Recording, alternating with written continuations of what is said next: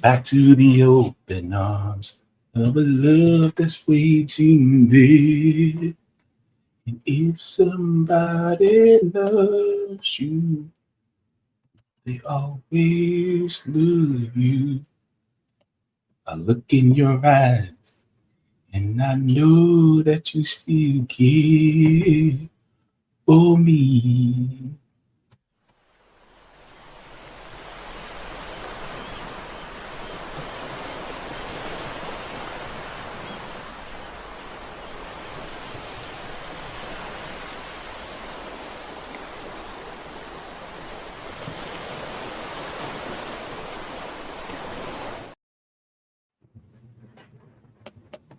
Welcome to the JB Font channel. I am your host, James Fauntleroy. So good to see all of you here on this Tuesday afternoon. Today, it is March 18th, 2025.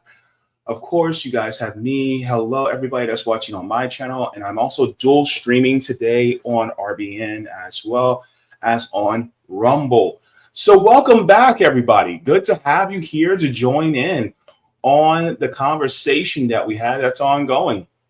Just to let you guys know, the JB Font channel is also part of Revolutionary Blackout Network. So you can find me there on Thursdays for the Savvy and JB show and Sundays for the JB show. Also, if you guys have not as well, you guys can also please make sure to like, share, and subscribe, because that also helps us be able to reach more people, to inform and activate. So thank you so very much for that. If you guys have not already, you can subscribe to my Substack at jbfaunt.substack.com. This gives you email notifications whenever I go live, upload clips, or write any articles. So you guys have that there. And also, if you would like to ask me any questions, you can go ahead and ask me via QBounty. I do video responses to questions, or also I do video reactions as well. So if you guys would like to, you guys can go to qbounty.com/JBFaunt. So thank you very much for that there. Yeah, I was singing a little bit of Whitney Houston before we started, because for some reason her songs have been on my mind all day. I don't know what it is. I don't know if it's the weather. I don't know if there's some energy in the air or what. Damn, this tea is good. But I'm gonna tell you right now, shout out to Whitney. She was a real one. You know how when you add just the right amount of honey and right amount of lemon? See, I wish I had some more ginger for this. I gotta get some more ginger, because I typically try to put ginger in my tea too, because ginger is the anti-inflammatory as well. But yeah, so it's good. With that being said, welcome to everybody. Let's get into the chat and say hello to everybody. All right, everybody, let's go in. Ashura coming in first saying, wasn't Nick going on a 2-week hiatus? He is on a 2-week hiatus. And so with that, I find it more beneficial to, because I know he'll be posting his hotspots, but I find it beneficial to also keep content going on RBN between myself and the Savvy and JB show. And then when Rome wants to come in, speak, then he has that as well. So it's kind of like, bolstering in, the little bit of the absence that's left, for Nick, so that he can get his rest and be able to, center himself. Because here's the thing about being in this space that a lot of people don't realize. It is stressful. I'm not talking about just being in a content creator on YouTube. Well, that has its own different stresses as well. But we have that as well as the added stress of reading these articles, seeing these stories, having to talk about these stories on a consistent basis. That is emotionally and mentally draining, right? You notice how every few weeks or so, Savvy's like, well, I ain't going to be live for these days, because I got some things for family or whatever. She's keeping she's keeping herself at a point where she can have the bandwidth to be able to handle this, because we cover heavy stories all the time. And so I think it's important for us to take our breaks when necessary. Those of you who are activists, it is not bad for you to step away, to take a break for a second, to re-energize yourself so that you can go back into the fight. It's like being at a job and you have to go on your 15-minute break or your lunch break. That is to keep you going so that you can continue to go. Because after your first win, if you don't have another win, guess what? That second win ain't coming. And so you have to take a breather. And so I think it's important that people realize that you're not a machine. You're a human being. So, take your breaks when necessary. Know your limitations. And then once you've gotten enough rest, get back into fight. All right. Yes, Kat says JB's just info and description. Yes, this is the JB show. So I'm dual streaming right now. Who else? We have Radical Education says, let's go. It's Unk again. I've reached Unk status for some of y'all. Oh, Matt, what? Okay. All right, cool. All right. Devin coming in saying, hey, JB, hope you have been well. I have been doing very well. Thank you so very much. Q Bounty is basically a platform. Actually, I should pull it up. Let's see.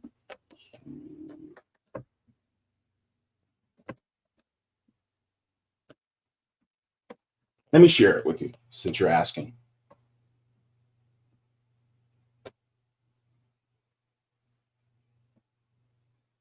Hang on.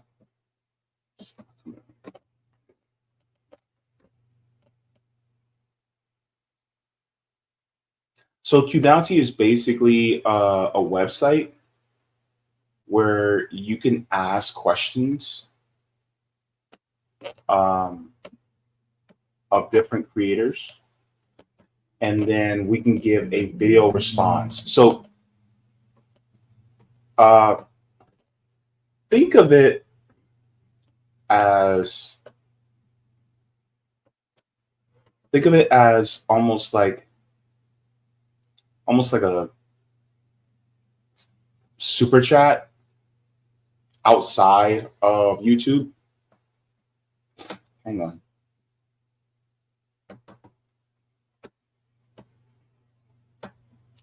Well, here it is. Okay. So let me go straight to the website. Okay.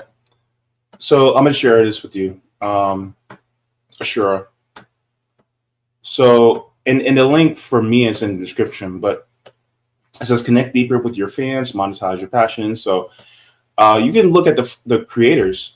And if you go to find creators, you have case study QBs in here, Sabby Sabs, Nico House, and myself. So we're some of the early people within Qbounty. So if you guys actually do have any questions that you want a video response to, or if you have any videos that you would like for people to react to, you can do that. But it's almost like giving a super chat, because it is a program where it's like, okay, here's $5. I want to know your thoughts about this, right? Or here's $5. Can you react to this video? It's like that. So basically, it's a response platform. And so I highly recommend a lot of people get into Qbounty, primarily because you may have questions that may not be relevant to a stream, or it's kind of like asking a question on like when Sabby Sabs does her After Dark, but instead it's like, I get to it when I get to it. Not get to it when I get to it, but it's like maybe you thought of it like sometime this morning. You would just like an answer, right?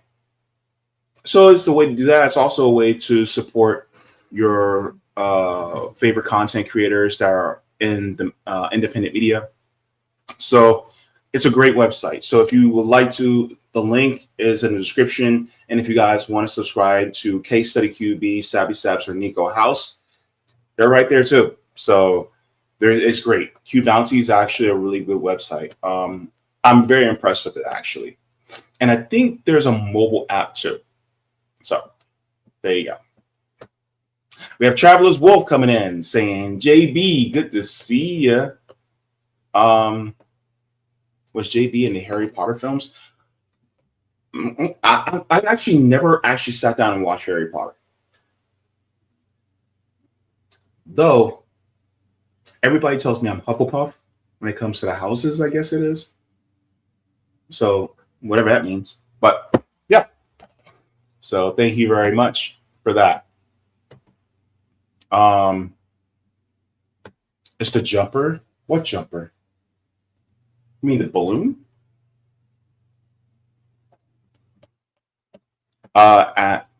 Sure says, is Q Bounty hard on censorship or soon to be until Zionists get their tentacles in it?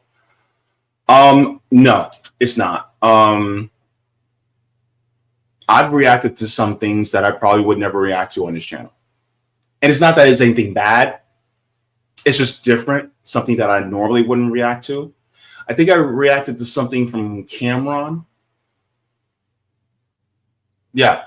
So if you go in there, you can actually watch those. I made some of those public. So if you want to, you can just watch them because I've already answered them. But yeah, so yeah.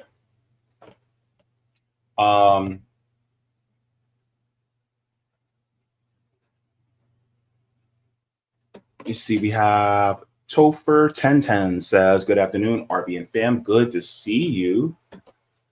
My brother from another KD Lewis says, it's been a long time, but finally catching a live, brother. Good to see you. Good to see you too. KD Lewis is also part of the RBN Orlando chapter. Also has his own mutual aid program out in the East Coast in Florida. So everybody give KD Lewis some love and a shout out as well, because he's doing the damn thing here in Florida, helping out all of the neighbors and peeps. So thank you very much. All right. So with that being said, with all the I forgot to take a look at the Rumble side. Sorry. Okay, we're good on Rumble. All right, so let's get into the subjects today. I'm going to do the heaviest one first because it's heavy, right? And I always want to end lighter. But it's going to be a necessary topic that we're going to be talking about. This is going to be getting into foreign policy and war. So hold on to your hats, folks. We got a lot to talk about, but good to see you. Johnny says, hello, bro. Good to see you, Johnny. And then Comrade Beer says, hey, good to see you in here. All right. So what's the topics for today? Well, let's get into the thumbnail. We got three. It says Trump green lights genocide. So we're going to be talking about any immediate. Towards the middle of our show, we're going to talk about DOGE defense hypocrisy. So I'm going to be talking about the hypocrisy. We're actually going to be reacting to a video from More Perfect Union in regards to how the Department of Government Efficiency is turning a blind eye to the Department of Defense. So we're going to be getting into that. And then our final segment will be insurance scams homeowners. So this is going to be a local story out of Florida, but we're talking about insurance. And this is going to have ramifications for everybody here in the state of Florida. So especially those of you who are homeowners, but even those of us who are renters, because when we're renters, our landlords are homeowners. So we gotta get into that as well, because I think that sometimes these things may start in one state and then they gravitate towards other states as well. So as of recently, over the weekend, Donald Trump has been more forceful about going after anyone who is upholding Palestinian resistance. Now, we talked about Mahmoud Khalil and how he basically, Mahmoud Khalil is a permanent resident, and he expressed his opinion and utilizing free speech to talk about how he wants a free Palestine. According to the Trump administration, to them, that is a bridge too far. And so they want to deport people like Mahmoud Khalil. Well, Donald Trump has ramped up further in regards to the liberation of Palestine by actually going against Yemen and now green lighting Benjamin Netanyahu to do further genocide in Gaza. And so now he's also threatening Iran. So I want to get into this because this is also very important. And before we get into that, let me just share this really quick, because a lot of times people think, well, we had a ceasefire and so things were chill for the last couple months. No, they weren't. They were not at all. Israel has continued to murder Palestinians despite a ceasefire,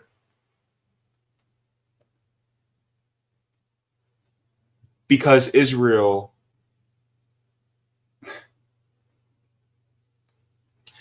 they just don't want to stop. So let's get into this really quick. Let me share this with you guys first. We're going to go into this article in Electronic Intifada. If you guys want to know more about what's going on in the Middle East, especially as regards to Palestine, I highly recommend that you bookmark and go to this website for your news for that area so you can keep up to date on what's going on. But out of the Electronic Intifada says, Israel is still killing 3 people per day in Gaza. This article came out 4 days ago.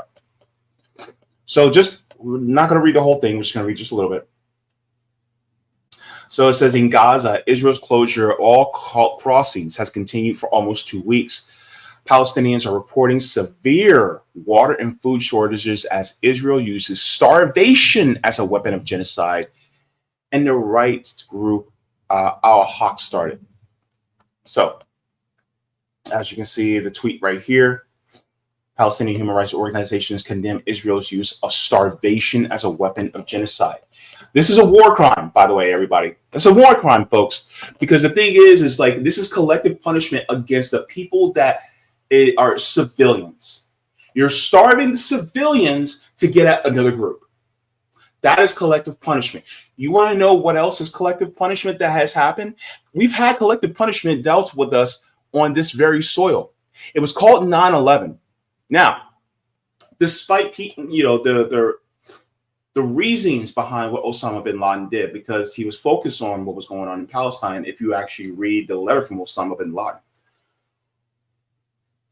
I understand his motivations, but I don't agree with his actions, because Osama bin Laden ended up killing 3,000 Americans to get at the American government. And that's the problem with the collective punishment, is that you end up harming people who have nothing to do with what is going on between factions that are fighting.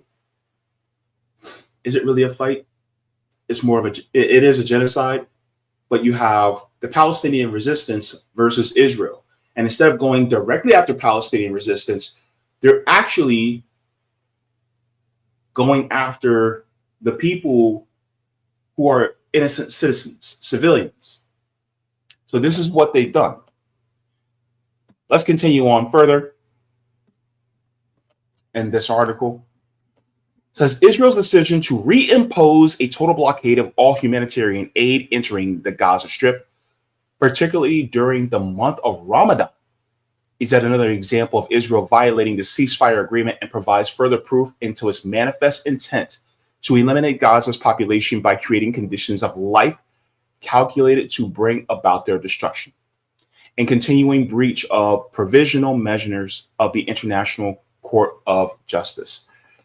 The Palestinian Non-Governmental Organizations Network and the Association of International Development Agencies declared in a joint statement that the January 19th ceasefire proved a brief window for humanitarian operations to scale up. In just weeks, the aid organizations delivered food, medicine, reopened medical facilities, launched vaccination campaigns. During this period, the group said that humanitarian actors demonstrated that when they are finally given an enabling environment, they can do their jobs and deliver. And Israel provided that enabling delivery of aid was only a matter of will. a reality that has now underscored by choosing to use humanitarian aid as a negotiation tactic. The aid group Islamic Relief stated on March 11th that the aid trucks loaded with food and other essential aid are already in waiting to enter Gaza, but are being blocked just a few miles from desperate civilians. Gaza's entire infrastructure has been systematically destroyed by Israeli attacks, including its ability to feed itself.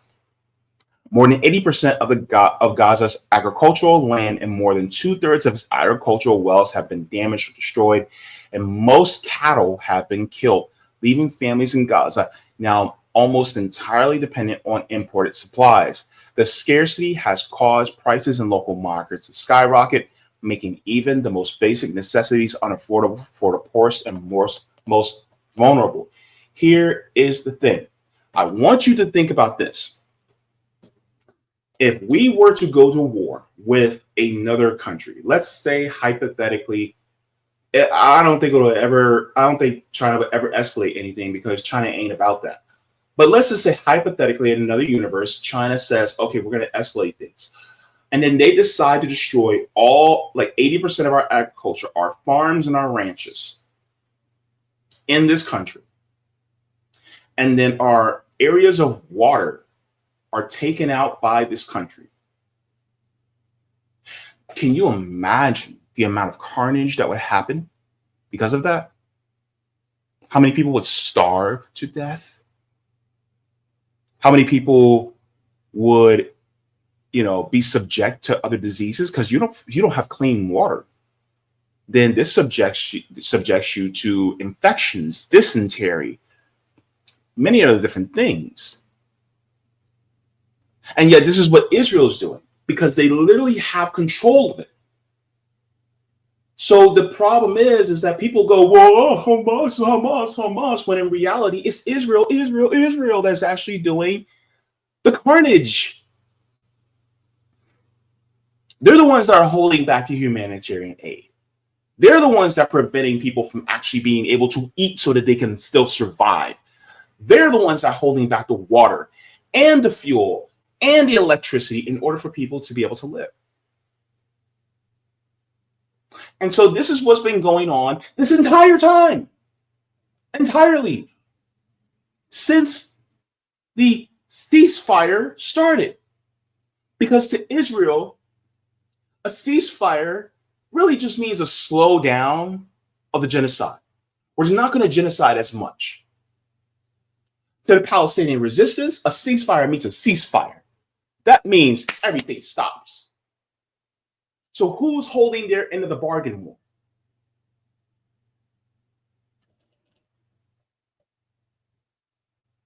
Mm-hmm. Yep. Mm-hmm. I know you're talking to me through the screen.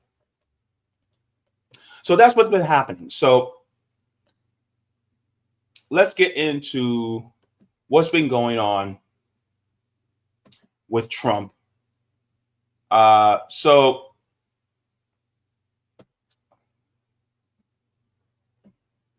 over the last couple of days, there has also been bombings against the Houthis in Yemen. Now, remember, the Houthis are a group that are against the genocide. And the Houthis are a Yemeni group that have been pushing against Israel for what it's been doing. And by doing so, they've been essentially taking over ships that have been trying to go in through the Red Sea to import goods into Israel. And they've been forcing them to stop and turn around. They've been blocking that. So they essentially enforced a blockade saying, if you don't stop this genocide of the Palestinian people, we will continue this blockade against these ships. And I talked about this before. So here's the geography. So for me, it's right here, but for you guys, it'll be right here. But here's Africa, right? And then right in that little corner, right near the Horn of Africa, right? Then you have the Red Sea. And that strait that it goes through, Yemen is also right there too. So they can block that area. And a lot of ships that are coming from the east, right? Well, they can just go through the Red Sea to get to Israel. But if that strait in the Red Sea is blocked, they have to go all the way around the Cape of South Africa and all the way back up and then into the Mediterranean before they can get to the Suez Canal. Meaning it adds about 2 weeks of time for the goods to reach Israel. So this is essentially part of the BDS. It's just the Houthis are doing it, they doing it. Boycott, divestment, sanction. And by the Houthis, blockade. And apparently Donald Trump doesn't like that. Why? Because Donald Trump is controlled by corporate interests. Israel is a corporate interest. So I'm going to share this article here. What's happening? And now Donald Trump is saying, well, if the Houthis attack us, we're going to blame Iran. Let's get into this. It says, Trump says Iran will suffer dire consequences for any more Houthi attacks. So this came out yesterday. So it says President Donald Trump on Monday said that further attacks or retaliation by the Houthis will be considered an attack by Iran and would face dire consequences. Trump threats come after the United States launched a new series of airstrikes against Yemeni group beginning Saturday. The Houthis on Sunday claimed to have thwarted a hostile attack the enemy was preparing to launch against our country.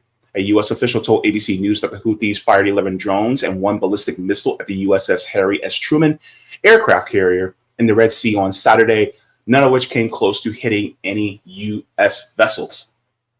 In a post on Truth Social, Trump called the Houthis sinister mobs and thugs and said their attacks emanate from and are created by Iran. So, like I said, the Houthis are about that life. And the Houthis said, oh, is that U.S. Military vessels? All right, they ain't going nowhere near.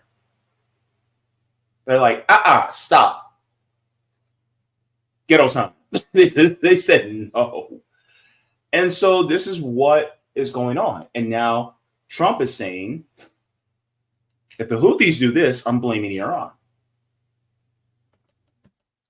Let's continue. So it says Trump said Iran is dictating every move, giving them the weapons, supplying them with the money and highly sophisticated military equipment, and even so-called intelligence. Every shot fired by the Houthis will be looked upon from this point forward as being shot fired from the weapons and leadership of Iran, and Iran will be held responsible and suffer the consequences, and those consequences will be dire. On Sunday, the Houthis claimed to have fired 18 ballistic missiles and a drone in 2 separate attacks over the previous 24 hours.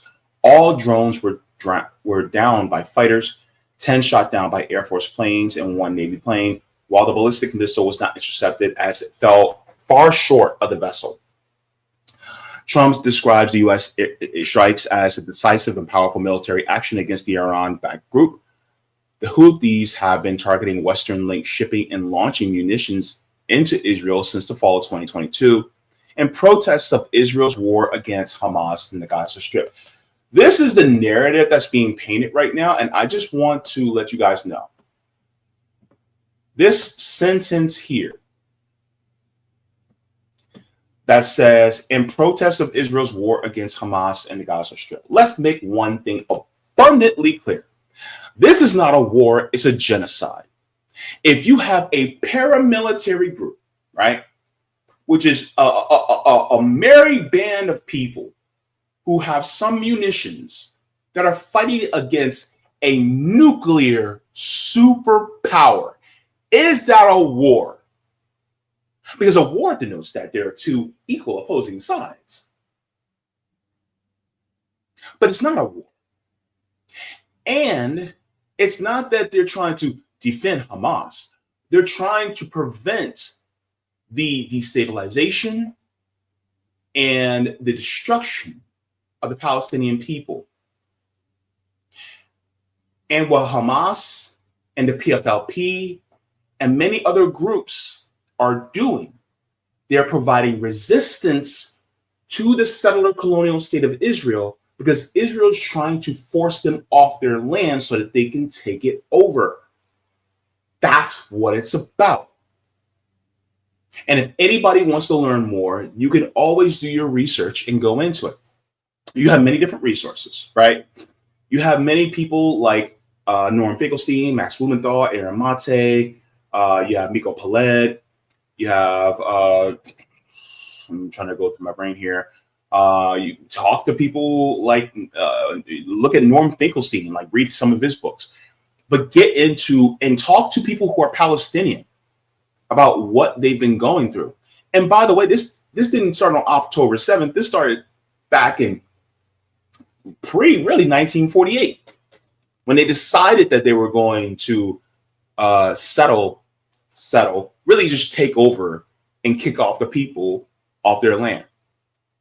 So this goes way back because of greed and selfishness, and then real anti-Semitism from the British government. If you want to even talk about anti-Semitism, because the British government didn't want any Jewish people around them. They were like, go over there. Go over there to Palestine. Kick them off their land if you need to, but we don't want you here. That's basically what it was. And so with that being said, this whole thing of saying that it's a war really is a misdirect, right? And by the way, everybody points at Hamas and says, oh, it's Hamas, as if they're the only resistance fighters. No, there are other resistance fighters. Hamas may be one of the most famous, right? Which they are, yes, a Muslim group. But you also have the PFLP, which is specifically a Marxist-Leninist group that has no religious ties. And they're also resisting Israel. By the way, they're also doing things like mutual aid and direct action against the occupying force. What is that sound like? Who's that sound like? So they're resisting.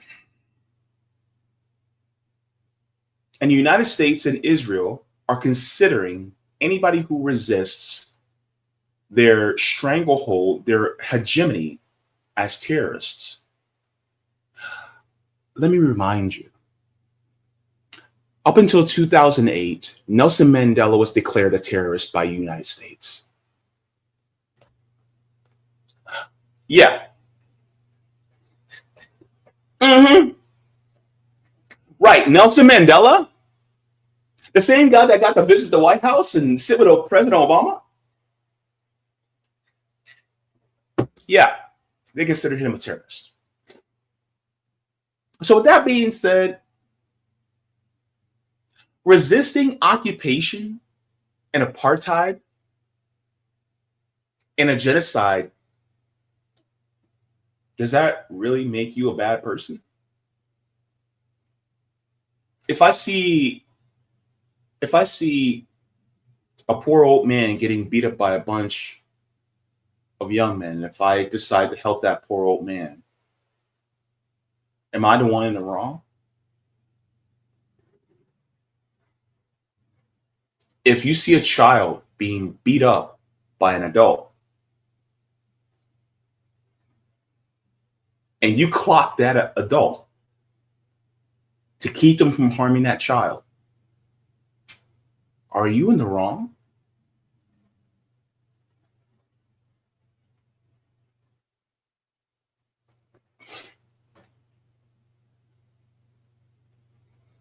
Let me ask some of you who may be coming in to, either RBN or my channel for the first time and hearing this. Let me ask you this, though. Does an occupied people have the right to defend themselves?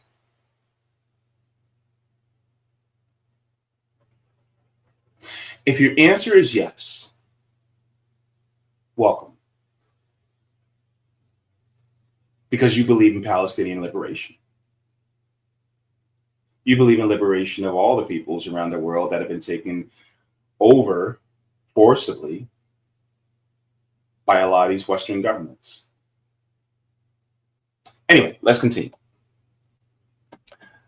I just wanted to nip that in the bud because it gets on my nerves when they try to paint that narrative. But this is ABC News. They're going to be they're a corporate-owned news website. They're owned by Disney, essentially. So of course they have certain interests that are corporate.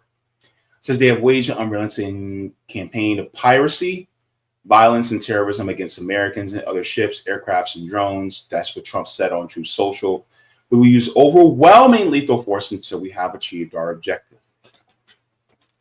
It says Lieutenant James Alexis Grinkewich, the head of the operations at the Joint Staff, told reporters on Monday, the Pentagon press briefing, that the U.S. struck 30 targets at multiple locations on Saturday. There were additional strikes conducted on Sunday. And the operation continued on Monday. It will continue in the coming days until we achieve the president's objectives. Well, it's the funny part right here. 30 targets at multiple locations Saturday and additional conducted on Sunday. You know what's funny about this? ABC News doesn't give the details of what those strikes were and what they consisted of. But we know. Why? Because the Yemenis talk. The Houthis talk. The people who are for Palestinian liberation, they talk. And they let us know exactly what's going on, right? They sing like canaries. And we are grateful that they do. Because I want to share with you what has been happening. So let me share this really quick. This was on March 16th, Saturday. Make sure this is big enough. And I want you to tell me if the United States is on the right side of history or not when I show you this. Shout out to Sarah for this. She says the U.S. dropped bombs on a cancer center and medical facilities in Yemen. A cancer center. Over 151 Yemeni civilians killed and injured in the last 2 days. They are deliberately targeting civilians and civilian infrastructure. This is a war crime and a crime against humanity. This is the cancer center that they targeted.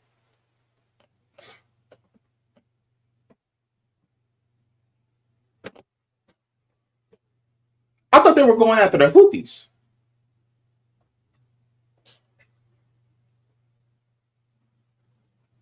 Not somebody who has leukemia.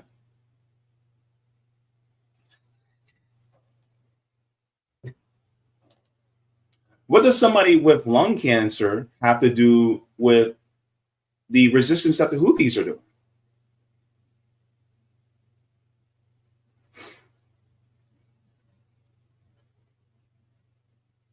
What does somebody who has pancreatic cancer have to do with the blockade that the Houthis were doing in the Red Sea? What did they have to do with it? And yet this is what your government is doing. So anybody that's MAGA and says, oh, well, Trump is an anti-war president, here's your sign.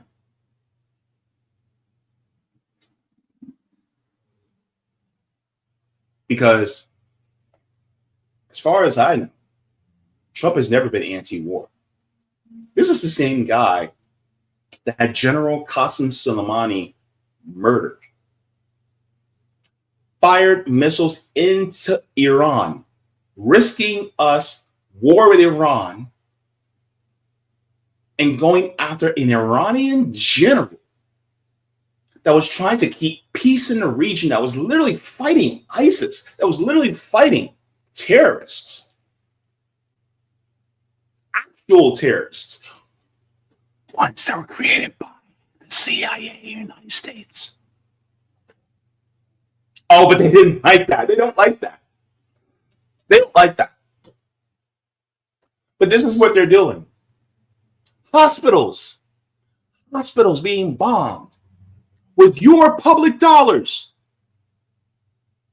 The money that should be going to you for housing, healthcare, education, food, the money that should be going to you is going to kill other people so that they can get their hands on the land. And then once they get their hands on the land, the resources, who gets control of it? The corporations that also exploit and violate us.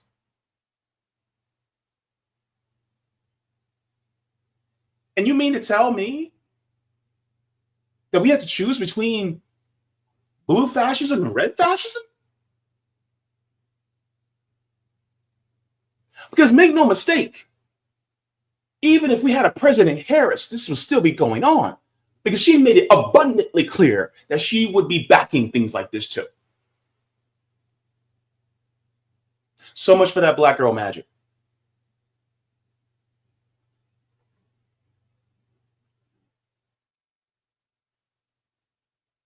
Like Dr. Ruha Benjamin said, our blackness, and for people like Kamala Harris, her womanness is not in itself enough for us to put our trust in them. All skin folk ain't kinfolk. And so for anybody that's black, that's claiming that, oh my goodness, we should have elected Kamala Harris, you're in favor of electing an overseer.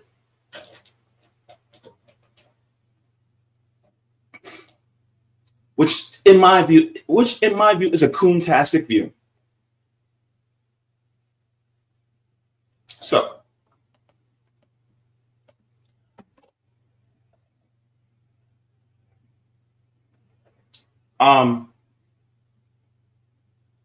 it's really semantics, Wesley.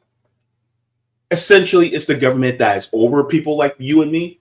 Well, I'm not sure what country you're at in, Wesley. But you're right. It is the ruling class government, basically, that they own. But they keep us subjected to it, right? But, you know, we're on the same page. So yeah, that's what's going on. That's what is going on as of recently. And one of the things that I want to share is that this is going to continue. This is not going to stop.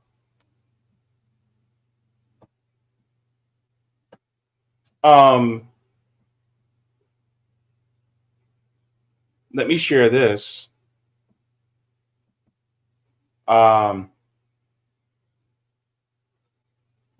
White House spokeswoman and dollar store Pam Bondi, Caroline Levitt, confirms America was informed in advance and Trump personally gave Israel the green light to resume the genocide in Gaza. Let's just listen to what she says. And let's go.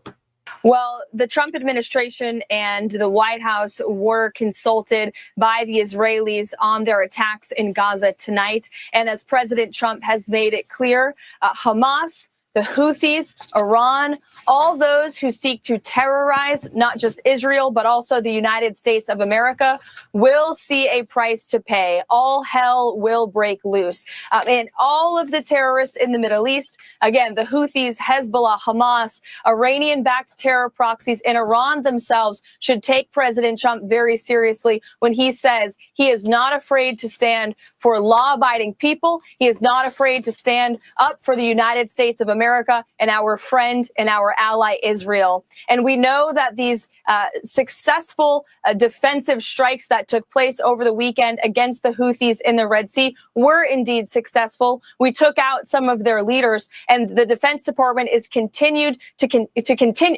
set to continue with this campaign if the Houthis continue with their retaliatory measures. The president is going to stand for the navigation, freedom of navigation of our seas, which is a very basic principle approval that unfortunately the previous administration refused to stand for. And that's why we are in this mess in the Middle East in the first place. President Trump inherited a lot of problems, Sean, because of the incompetence and the weakness of the Biden-Harris administration. But he is focused on fixing them, and our allies and our adversaries better take him seriously.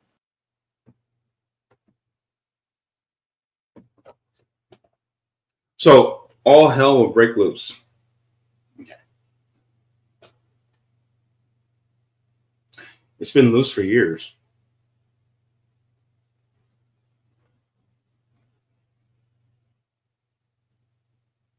And this is all to support a government that continues to genocide people. You know, a question I have to anybody that's serving in the military that's under assignment to Yemen or Palestine or any place like that. And if you're, let's say, the pilot that has to bomb the hospital, let me ask you this one question. Is it not worth catching a court-martial for disobeying an order just so that you don't commit a war crime?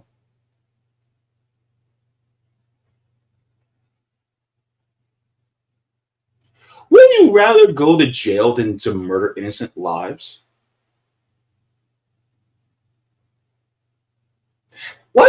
Wasn't the oath to protect our country against enemies, foreign and domestic? What enemies are in a cancer hospital?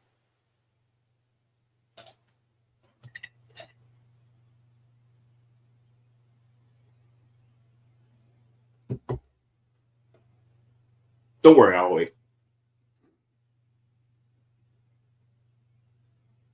That's the question I have. If I was in the military, and let's say I was one of the airmen that had to drop bombs on a Yemeni hospital, or let's say you're on a gunship and you have to shoot at a Yemeni hospital, when are you going to actually disobey an unlawful order? And wouldn't that also mean a unlawful order that is against international law? See, this is why I like a lot of the Vietnam vets, because a lot of the Vietnam vets had spines. And they said, you know what, we're not doing this anymore.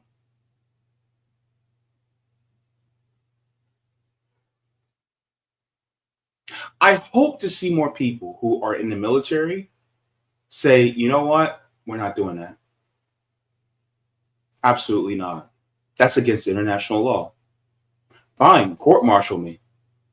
And then the rest of your fellow soldiers stand with you. The people who outrank you, stand with them. The people who are below you in rank, stand with them.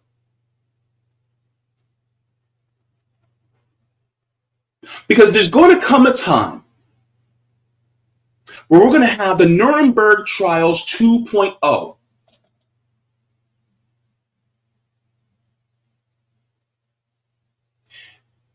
And we're not going to accept I was just following orders.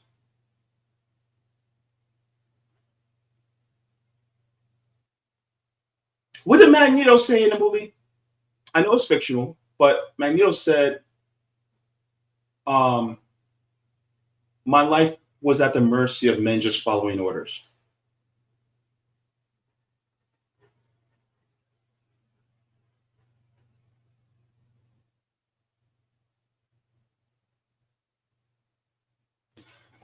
Let's continue. I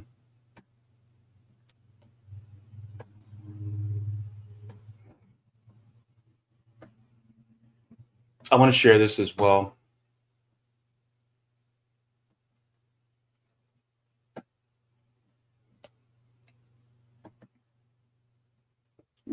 Make sure I can get this up.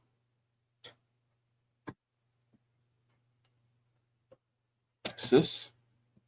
Hang on. Oh, there it is. Okay.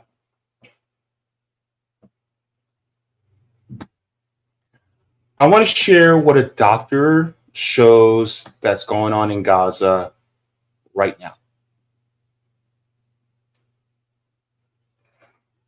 I only watched the first 4 seconds of it, and I immediately got emotional.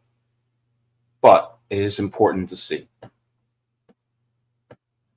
Let me share. It says, doctor describes situation in Gaza. This is from Breakthrough News. Shout out to you guys. We've worked throughout the entire night. We haven't stopped. The bombing has been non-stop. We've run out of ketamine. We've run out of propofol. We've run out of all painkillers. First of all, let's make it abundantly clear. So I'm not exactly sure what ketamine is used for in the medical field, but propofol is an anesthetic. It's anesthesia. And if you're running out of anesthesia, but you need to do an essential operation, then what does the patient have to go through? I hate to get gruesome, but I'm going to show that to you guys. I got a catheter in my chest for dialysis, and I had to get it done without anesthesia. All I got was local anesthetic and some sedation, and this thing hurt like hell. I was almost in tears. Just from this, just from a minor incision and a tube going into my artery. As a dialysis patient, this was just a few weeks ago that I had to go through this. I have scars from my surgery, by the way. So can you imagine what it's like for someone having to go through an amputation with no anesthesia at all? None. Is that the type of government that you want to back, where they're doing things like that? No painkillers? Do you know how painful some of these procedures are? And it's not just even the operation, it's the post-surgery as well. If you're running out of painkillers, local anesthetics, and anesthesia, imagine the suffering that people have just so that they can stay alive. This is why we talk about this, because we got to humanize our human family around the world who are suffering because of this exploitative system. Let's continue. We can't sedate anyone. We can't give them any analgesia. When we intubate people, they wake up and they're choking because we have no sedation. Oh my God. There are 7 girls getting their legs amputated, no anesthesia. The bombing is still going on. The room is still shaking. I haven't slept. We went to bed at about 1 o'clock, and at 1:30 the bombing started. It's about 10 a.m. now. Just gone back to my room. I'm lightheaded. I'm dizzy. And I mean, it was just mostly women and children, burnt head to toe, limbs missing, heads missing.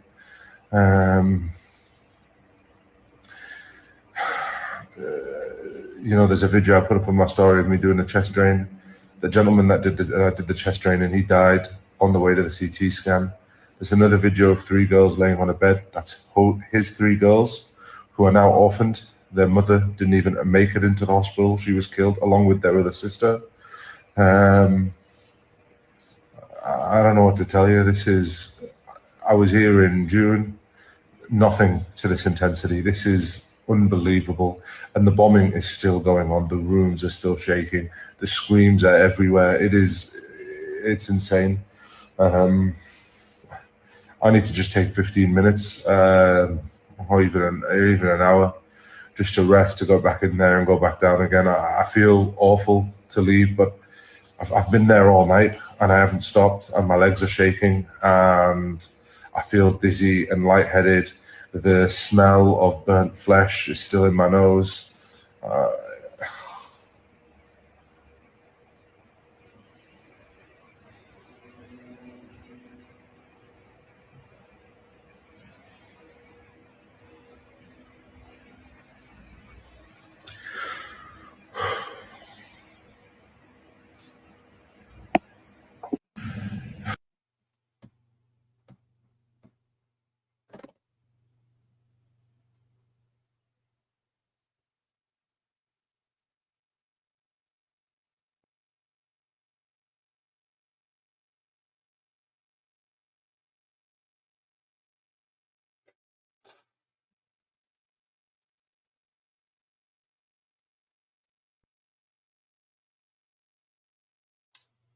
This is why there's students camping in colleges.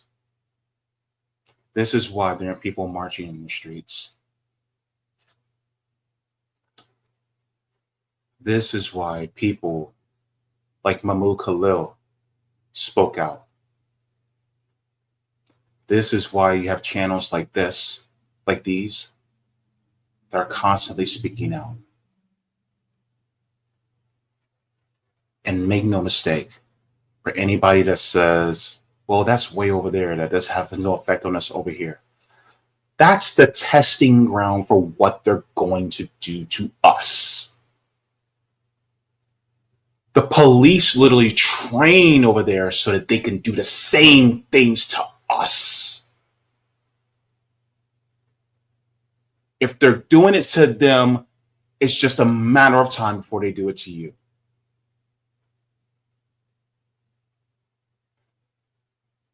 That's a broken man. He's broken. He's a doctor and he's broken.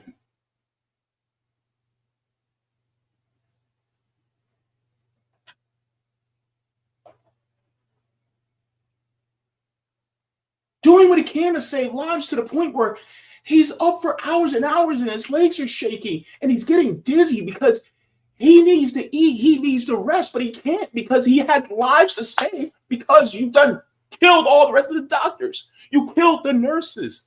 You killed the staff, the medical staff. You killed the ambulance drivers and the paramedics.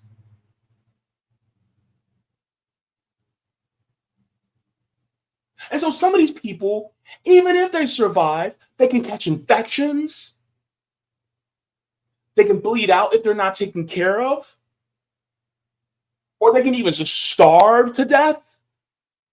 And if it gets cold enough, they can freeze to death, catch hypothermia. And don't sit there and tell me, oh, well, it would have been better under Biden, because Biden was allowing the exact same things. And Harris would have allowed the same thing too, because they're all devoted to the power of the corporations. And why do I keep saying corporations, not Israel? Because Israel is a military outpost for the United States to use in order to keep its power and hegemony within that region. The United States does not care about Jewish people. Israel doesn't care about Jewish people. Because if they did, they wouldn't be doing settler colonialism. And if they cared about Jewish people, they wouldn't be putting them in harm's way by forcing them into conscription to commit a genocide against people. Israel is anti-Semitic. The United States is anti-Semitic. Don't you tell me that the United States cares about Jewish people when they were giving weapons to Nazis in Ukraine. Don't you tell me that the United States is not anti-Semitic when we did Operation Paperclip and we told a whole bunch of Nazi scientists and brought them into our country. And they're in all levels of our government. Don't tell me that the United States is anti-Semitic, is not anti-Semitic, when they literally allow neo-Nazis to march through our neighborhoods, and including Black neighborhoods. Don't come for me. Because the United States never really cared about Jewish people. Israel never really cared about Jewish people. It's about power and control of our region. I've said it before and I say it again. There are hundreds of millions of cubic tons of liquefied natural gas and oil underneath Gaza and off the coast of Gaza. And of course they want that. And of course they want to build the real estate over there so that Israelis can party and have a good old time and take over the land and homes that Palestinians had. And they don't want to expand it. And also they want to build the Ben Gurion Canal as well because they want to compete with the Suez Canal. It's all about money and resources. It's all it's about. So much so that the United States is even willing to jail and imprison people who have a permanent residence. And it's not just brown people. White people, white Europeans that are living here or visiting here are now being abducted by Immigration and Customs Enforcement. White people. And we say, if they do it to us, they're going to do it to you. Now they're doing it.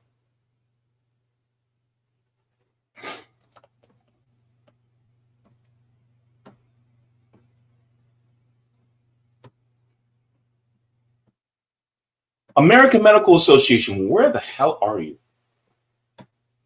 American Pediatrics Association, where the hell are you?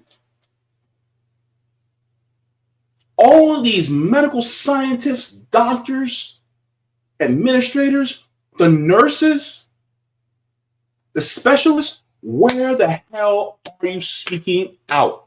Where are you? Because if something like that happened here, you would want them out there, over there to speak out, wouldn't you? And yet you're not speaking out. We literally have to appeal to this government to allow some Palestinian kids to get life-saving surgeries just so that they can survive. Trust me, I helped welcome one back in December.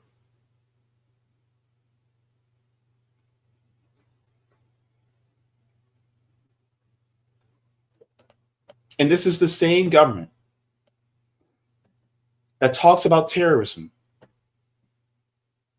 But when it comes to us black people, they don't give a shit. Because if the government actually cared about terrorism, they go after the homegrown terrorists here. But their anti-Semitism that is embedded within the United States is also embedded with anti-blackness and white supremacy. Let me show you all what this too. I've been meaning to share this. Unapologetically African says Lincoln Heights, Ohio formed armed community defense in wake of a Nazi rally. The town was one of the first self-governing black communities in the North, found in the 1920s during the Great Migration as refuge for black citizens escaping Jim Crow. Let's share this right here because I want you guys to see this. Where we literally have to arm ourselves and defend our communities because police and the U.S. government won't do a damn thing for us. These aren't police officers or soldiers. They're business owners, their fathers, their sons, daughters. These are civilians, members of the Lincoln Heights Safety and Watch Program. It's a duty. Okay, let's go. The duty, protecting their neighborhood, the majority black village of Lincoln Heights, Ohio. After neo-Nazis held a rally here last month, carrying rifles, waving swastikas, and hurling racial slurs, just moments before children were let out of school. So they can do this, but Mahmoud Khalil can't say free Palestine. They're trying to deport him, and yet these guys aren't thrown in jail. They're not in prison. You see the contradictions? So he uses his free speech. They're like, oh, deport him. They use their free speech, and they're allowed to intimidate a black neighborhood.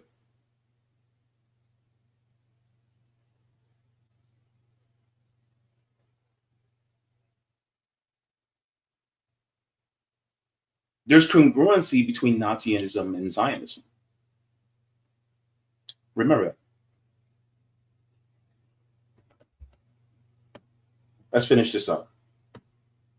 At the time, law enforcement officials said the neo-Nazis did not break any laws, but an investigation by county prosecutors is ongoing. Weeks later, the KKK came with these flyers. First African-American community above the Mason-Dixon line of staff. Safety and Watch Group spokesperson Durrance Daniels says the police did not do enough, which was more chilling because the town was founded in the 1920s as a safe haven for black residents. Lincoln Heights is our home. If somebody broke into your home, you call the police, and the police says, you know, if they do it again, we haven't broken any law, so we're just going to allow them to break into your home again. What would you do? Are you worried at all that having a potentially armed response could just create more friction, create more danger?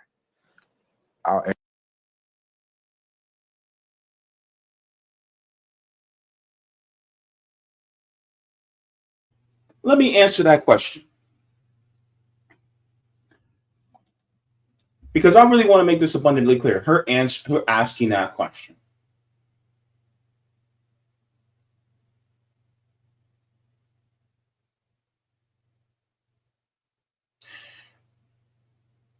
Do you ask that question of the United States?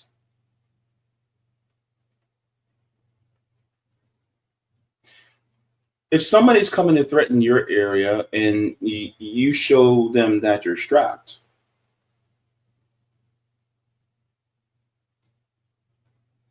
that's what we call a deterrent, because the police won't do a damn thing for us. It's actually in the Supreme Court. They actually ruled that the police do not have a constitutional duty to protect us. But that being said, then what does that leave us with? That means we have to protect ourselves, just like the Palestinians. True story. See, here's the thing. What we did back in the day with the Black Panther Party. Do you know what the actual name for the Black Panther Party was? It was the Black Panther Party for self-defense. What was the self-defense for?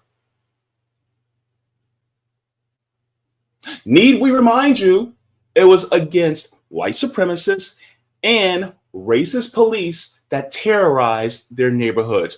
Oh, well, here we go again. But the United States ain't doing anything about that. And just like they're siding with the people who are doing the oppressing here, they're siding with Israel that's doing the oppressing, the Palestinians, the people in Lebanon, the Yemenis, and Iran. There is really no, you should not be confused and think, well, if you guys start picking up arms, then they're going to pick up arms. They already have arms, number one. Number two, we're showing them, okay, fuck around and find out.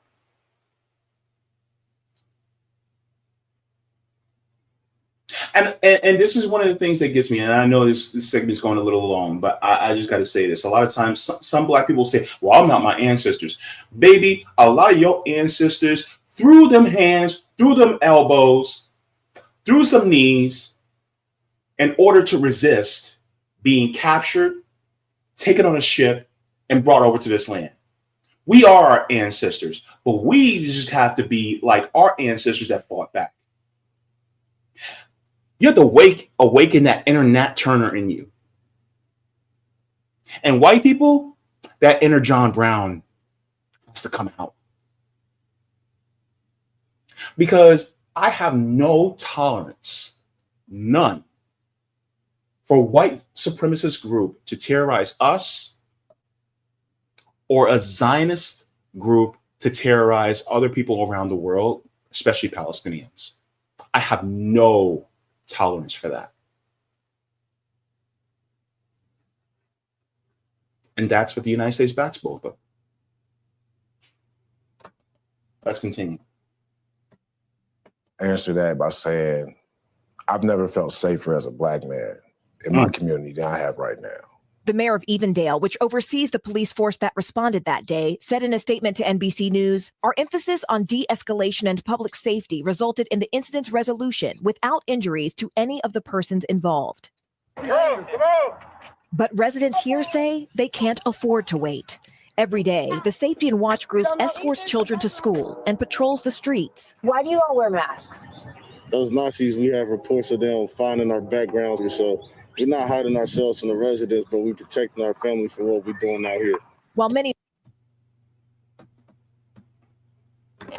Palestinian resistance has to cover their face so that they won't go after their families or what's left of their families.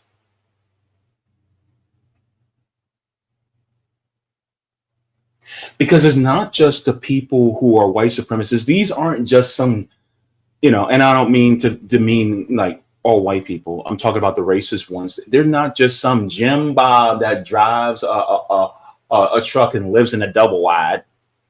No. Some of these people, particularly a lot of these men,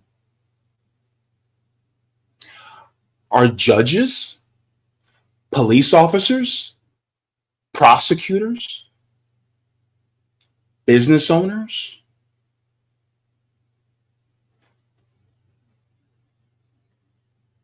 on top of other different sectors of our society.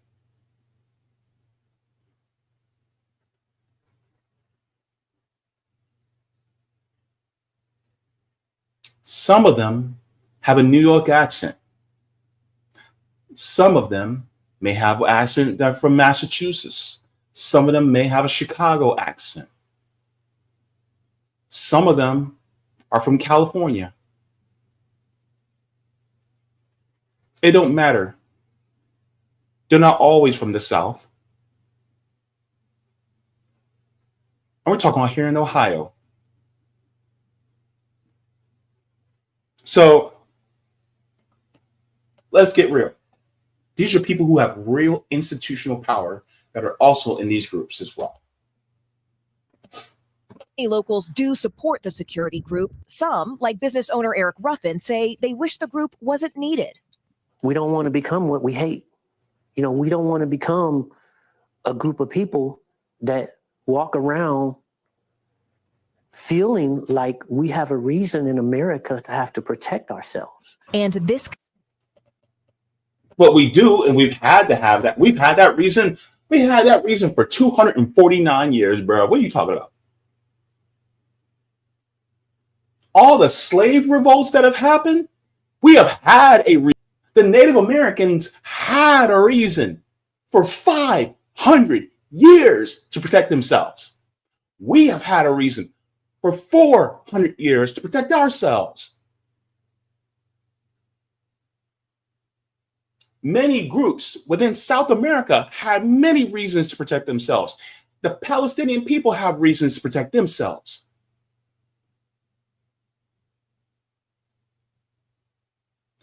Do I wish we didn't have to? Absolutely. Absolutely.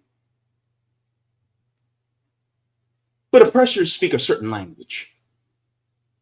And unfortunately, some groups will have to defend against that language that oppressors speak.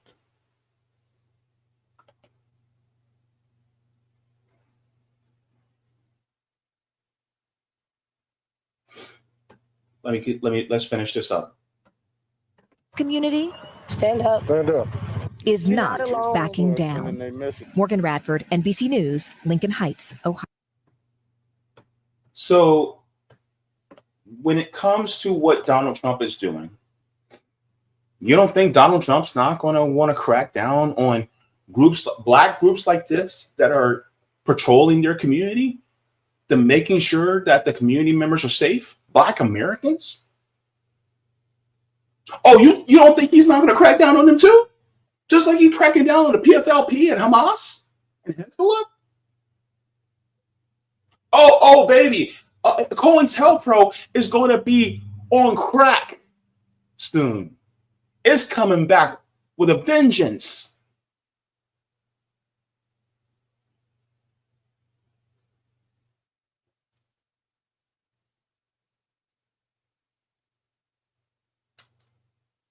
This is why I encourage you to learn how to defend yourself, especially those of you who are marginalized. And I want to say a special thing to my LGBTQ brethren out there.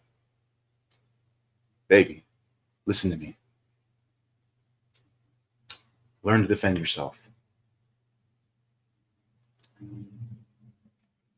And safely utilize the Second Amendment. To my Black American brothers and sisters and they, thems, learn to defend yourself in many different forms. Look, I got to do it too. Learn the laws, learn your rights within this country. To my disabled people, same thing goes out to you and whatever you can do.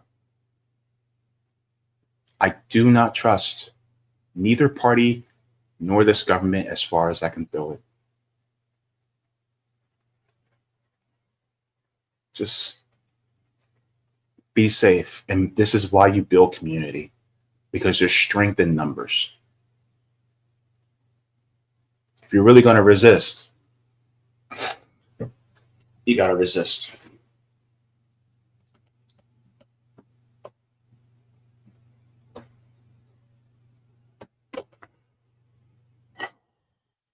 Please go ahead and give a like to the stream. I know that was heavy, but I wanted to get through it and what's going on over there and how it bleeds into over here. So thank you very much to everybody.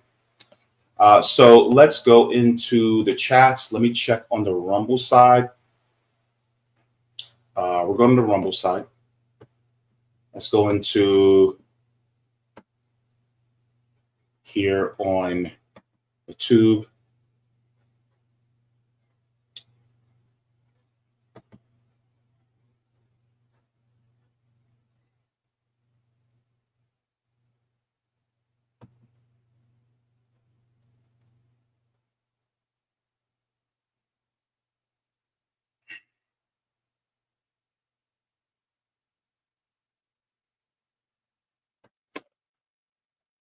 Collins says Palestine has already won, but Israel and the U.S. will make them pay, and we need to make Israel and the U.S. pay. Radical Education says, the way my chest feels, all I can think about is how, whatever much I'm moved by this, I know that I am unable to comprehend the pain and suffering, and I still want to cry and scream. I was talking to another content creator. I was just checking on them, see how they're doing. And I told them that we have to channel that anger into actual organizing and movement. Channel the anger. Anger is a very useful tool because anger is an emotion that you feel when something is out of balance. And it's the motivation to put things back into balance, back into harmony. So don't be overcome or disillusioned by your anger, but focus it and use it as energy in order to be able to do what you can for your fellow neighbors and your families. Bad Wolf and forced disappearances. Yeah, they're disappearing literally people for traveling outside the country and coming in. Savage just went over this. And it's no different than what they did right after the BLM marches, especially with ones like Mike Brown and Ferguson. Oh, there's a lot of Black people, Black Americans, that were disappeared for demanding that we defund the police or we abolish the police as we know it and create something new as far as public safety. Oh, some of those people were disappeared and then they wound up dead.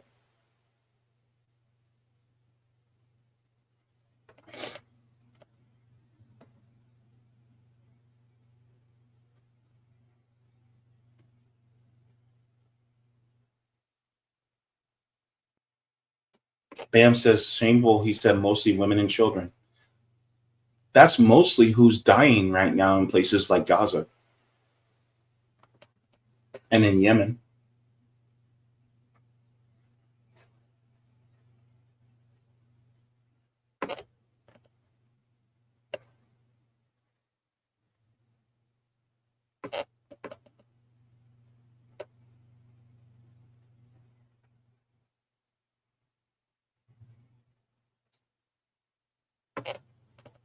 Corbett Ravenscraft says, just got word that Eugene Police Department in Eugene, Oregon, is ripping homeless people from their tents again today. One woman was not even fully dressed.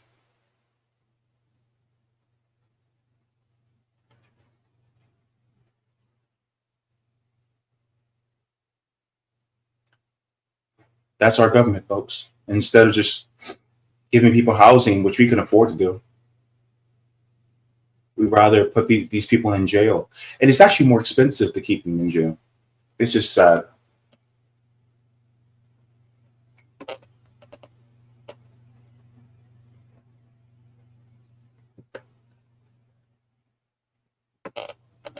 This is also true, Edward Coates. Israel killed their own hostages using the Hannibal Directive. They care about taking over the Middle East. Anybody who's new that's watching, look up the Hannibal Directive. Look at exactly what it is. And then you'll be sick to your stomach. And you'll realize these Western governments, they ain't shit.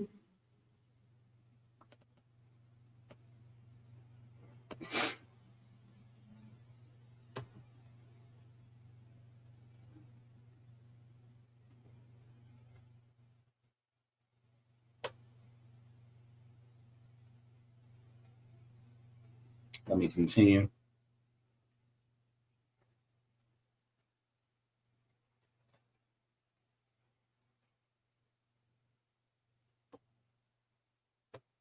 Radical Education says, damn, I guess we shouldn't have fought the Nazis. No, we should have fought the Nazis, but we should have did what the Soviet Union did. That's what we should have done. But instead, we decided, the United States kind of likes what they did. Is just they don't want the rest of the world to know that we're actually that evil.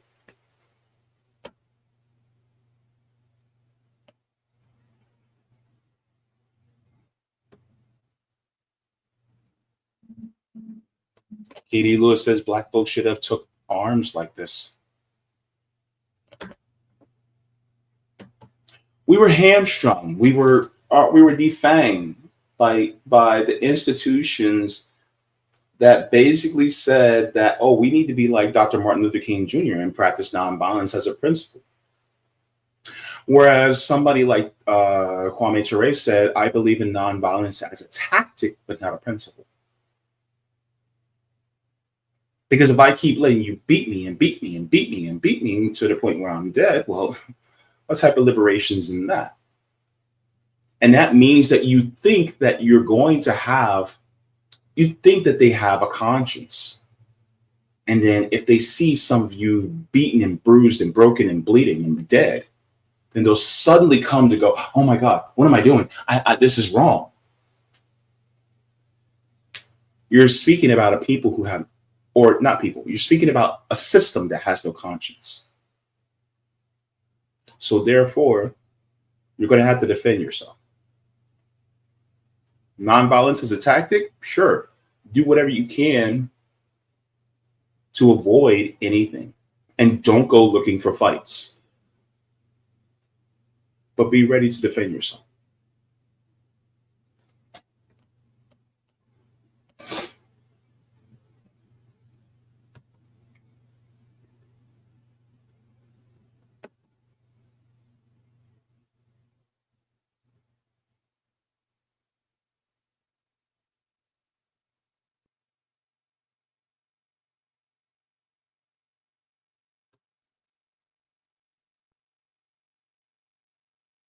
Roger says, James, check your direct messages. I don't know what's up with Rockfin, but while looking for a picture of the book, that should be your next reading. I actually was able to find a PDF. Thank you very much, Roger. I'll take a look into that. Appreciate it. Oh, he says I already downloaded the PDF from my Dropbox. send you a link first. The first link is the book, and the second shows a couple of these setups. Okay, thank you. Appreciate that. Hopefully I'll be able to get the whatever the book that you recommend. I can actually get it, you know, the hard copy, because I would like to read the hard copy and just have it for myself. Katie Lewis says COINTELPRO's top 5 groups under surveillance when it was established were all leftist liberation groups. The only terrorist group was the KKK. Guess which is the only group that exists today?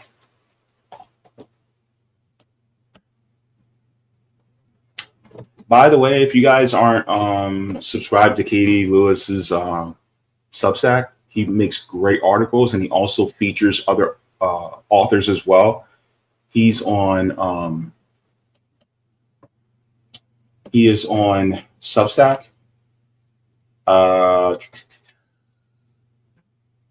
Let's see. That's not what I want.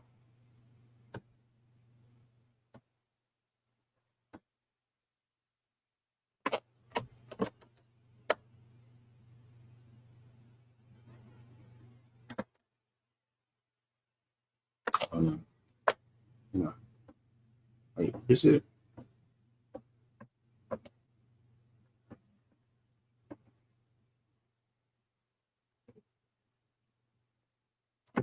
Where is it?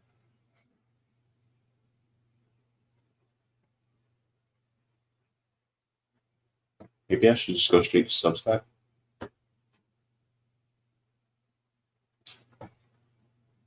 I don't know. I'm on my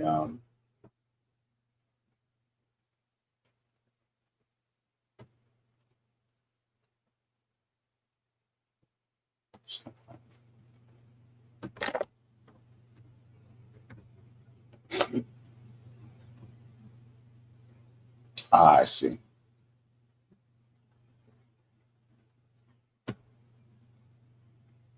Here we go. Sorry, I got a little lost. So if you guys have not, one thing I recommend is Katie Lewis's Substack. It's just the Chronicles for Black Political Power. One of the latest articles was a brief history of U.S. propaganda, the global weapon, and domestic pacifier. So here you guys go. Sure. So if you guys would like to, great articles there, go ahead and give it a read.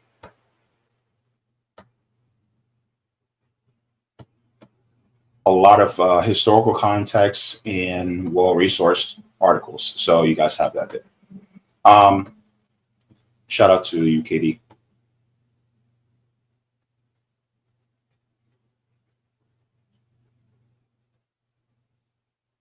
And see, Black Ronin says, unbelievable that we're considered anti-Semites and terrorists by the government for caring about this. It's also true as well. George says, when I see that channels are not doing any collective day against suppression, now I switch to suggest channels by myself. Okay, thank you. All right, so I'm going to move on because we got to get going. But thank you very much to everybody. So one of the things that I'm going to do first before we continue to move on is I just want to give a Patreon shout out, and then we'll move on to our next couple of segments. So with that being said, here are the tiers so you guys can know what's what.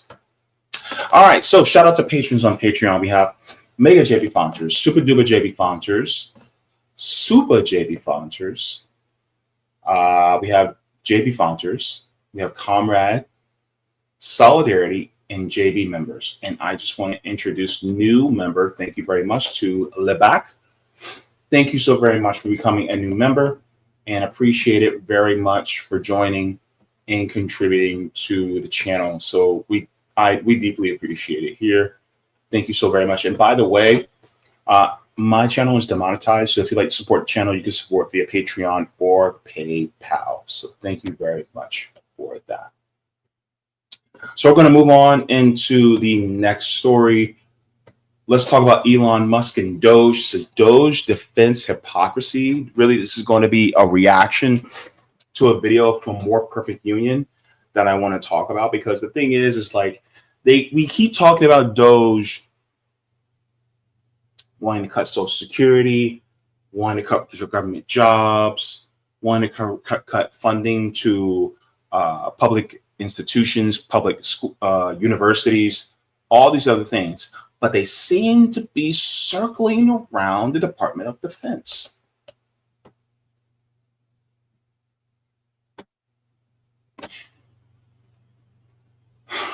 So how can I put this? I usually don't hate on nobody, right? I don't play a hate, I congratulate. But if I can say my disdain for anybody, is Elon Musk. I do not like people who obtain wealth and status off the backs of other people. I do not like that. You can throw any billionaire at me and I'll be like, I don't like them. Now, some of their content, maybe like Rihanna. I like a little Rihanna music. I like a little Beyonce's music. I could even jam to a little bit of Taylor Swift. But do I like what they're doing when it comes to the exploitation of other people? Hell no. It's just like, for instance, when it comes to things like Disney, I actually like some of the content and I like going to the parks. But Disney as a corporation, I can't stand it. So this is why people like me think that Disney actually should be worker-owned and collectively operated. But anyways, that's just an example. But Elon Musk has been circling around and dancing around the issue of the biggest piece of the pie that actually takes up a lot of our spending. He says he's for government efficiency, but the one part where it just takes up most of our spending, he doesn't actually go after.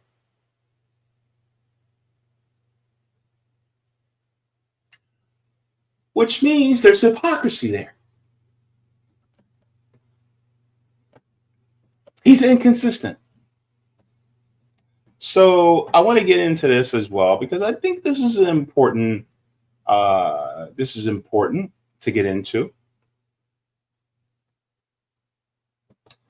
And this is a video out of More Perfect Union that I would like to get into, because I think it's worth taking a look at. So let's go. Come with me. And it says, new, we found the waste Elon won't cut. Defense contractors. The Department of Defense funnels $450 billion of taxpayer dollars a year to private military contractors. But Elon Musk is too focused on cutting DEI initiatives, which is 0.01% of the defense budget, to tackle the real waste and fraud. Wow.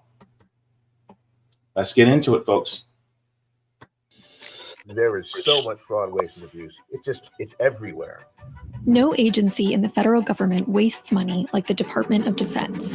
The DOD has never successfully passed an audit. Come on, never? Never. There we go. The stuff that they lose in the couch cushions is like $20-30 billion a year. They just don't know where it went. It's gone. In my world, if I give you $1 billion and you can't tell me what happened to it, that's waste. How is that waste? President Trump, along with Elon Musk and his team at DOGE, have their sights set on reining in waste at the Pentagon. Check the military. We're going to find hundreds of billions of dollars of fraud and abuse. But so far, this is what DOGE has to show for its efforts. We believe that these initial findings will probably save $80 million in wasteful spending. A grand total of less than 0.01% of the total defense budget. So what exactly is the Pentagon doing with $900 billion? We spoke to people who audited the Defense Department. We have real estate that they can't account for. Real estate. I mean, it's a piece of land. an insider at a major defense contractor. All of my effort is really just flowing taxpayer monies up into these billionaires in charge of the whole thing. And military spending experts to find out where the real waste and abuse is in our defense budget. What they reveal is that the biggest source of waste is hiding in plain sight, and it could get even worse. We want the biggest, most badass military on the planet. Hold up, wait a minute. Let me just say this.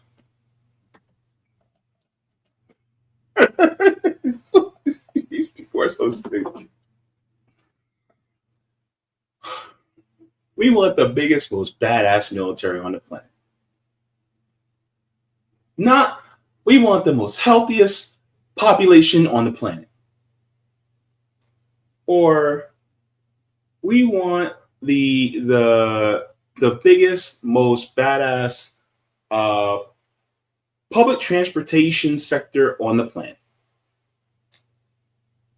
We want the biggest, most educated population on the planet.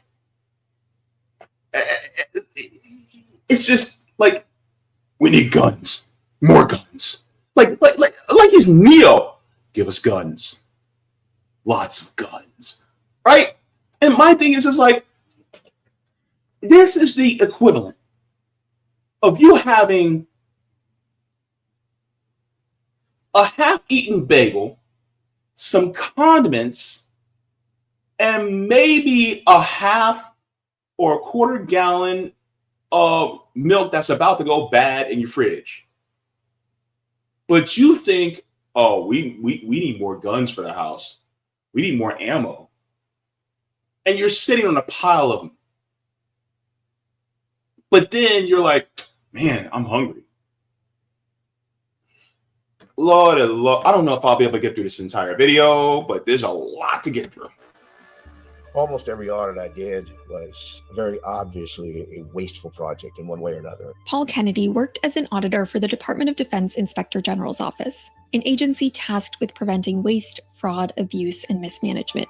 One of the programs he audited was the F-35, the most expensive weapon system in history with a total lifetime cost of over $2 trillion.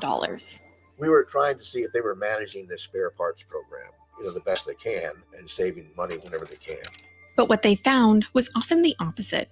This is a report on the F-35 repair parts process. Paul's report revealed that $34.5 million worth of spare parts were thrown out without approval. We didn't watch it get destroyed. We didn't know that it was actually destroyed. We didn't even know that that was bad. We just simply know that there's a part here that you say was beyond economical repair, and you got rid of it. That would be like borrowing my car and selling the radio out of it because it didn't work anymore. No, you need my permission to do that. Between 2018 and 2023, over 1 million spare parts for the F-35 worth over $85 million were lost, damaged, or destroyed, according to a GAO report. So how exactly does the government get away with so much waste? Well, it's not the government doing it. The F-35 is made by Lockheed Martin, a multi-billion-dollar company and the US's biggest defense contractor. Going back to the Revolutionary War, essentially, there have always been military contractors. One of the things that happens with defense contracting more than any other contracting with the federal government is something called a cost type contract. The contractor is reimbursed for any what they call reasonable cost plus some kind of profit. So if the government wants to build a new military aircraft like the F-35, it will pay a private company to design and manufacture it, and all the costs that go along with the project. They then have no incentive to reduce costs because they know they're going to be reimbursed. And then on top of that, there's a profit built in that the government will pay. Since 2001, government spending on private military contractors has tripled, despite evidence that contractors aren't always using taxpayer dollars wisely. To find out exactly what companies are doing with this money, we talked to someone on the inside. I work at a major U.S. defense contractor. These defense contractors, they're there to make a profit, bottom line. The defense industry is controlled by 5 main companies, siphoning billions of dollars from the government every year. These companies regularly outperform the S&P 500 and have profit margins between 9 and 20%. Now that doesn't seem like a lot when you're just looking at it percentage-wise, but we are talking about billions of dollars, that is a ton of money. And for big projects, the government isn't paying these margins for just one company. Prime contractors, they want their 9 to 20% of the contract, and underneath them, the sub wants 9 to 20%, and then it goes on and down below. And so you have this compounding effect. Some contractors literally are just integrators of subcontractors. A lot of times they don't do fucking shit. They just put the thing together when they're done. Say, here you go, now give me my 20%. Jeff estimates that when you add it all up, roughly 30% of the total cost of the project is just profit for contractors and subcontractors. Essentially, they are milking us all dry. Lockheed Martin, Northrop Grumman, General Dynamics, all these different military contractors are milking us dry because they can. See what happens when you have the profit motive?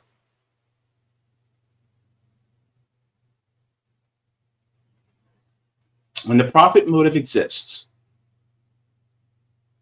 then they're more focused on creating more so that you will spend more. The goal isn't to actually protect the homeland and make a little profit from it. The goal is to make profit and to keep the homeland at risk, or to export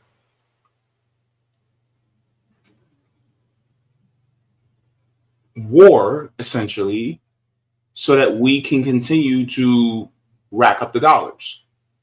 And these dollars don't filter down to the rest of us. It stays at the top.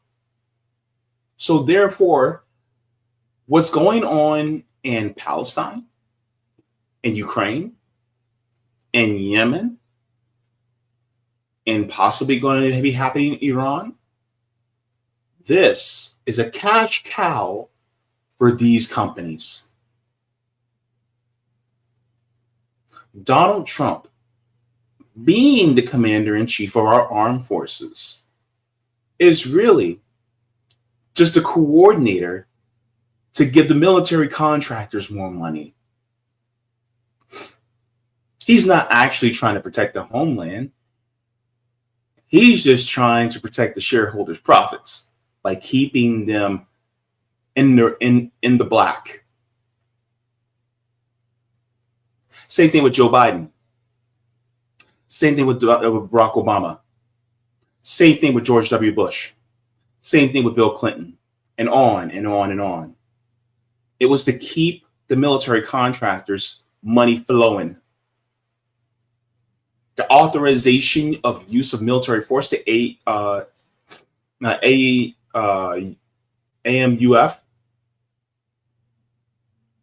or the AUMF, that's to keep more profits every single quarter to go to the profits of the military contractors. They're not there to serve us. They're there to serve them. Oh, man, this is great. Let's continue. That would mean that just last year, almost $134 billion of government funding was just profit for private companies. So how is it that these companies can get away with spending so much of the government's money? These contractors have a lot of power over the contracts because they're the only ones that can do it. General Dynamics are the only company that produces the Abrams tank. When the U.S. military wants to buy more Abrams tanks, they don't have to compete that contract. They always give it to General Dynamics. That's called a monopoly. That's a monopoly. So if we need Abrams tanks, right, we only can go to General Dynamics for it. General Dynamics cannot compete with any other company that also builds Abrams tanks. And even if a company tried, General Dynamics would just either force the government so that they can't come and grow, or, excuse me, they would buy them out and absorb their company, and then they'd be the sole company once again.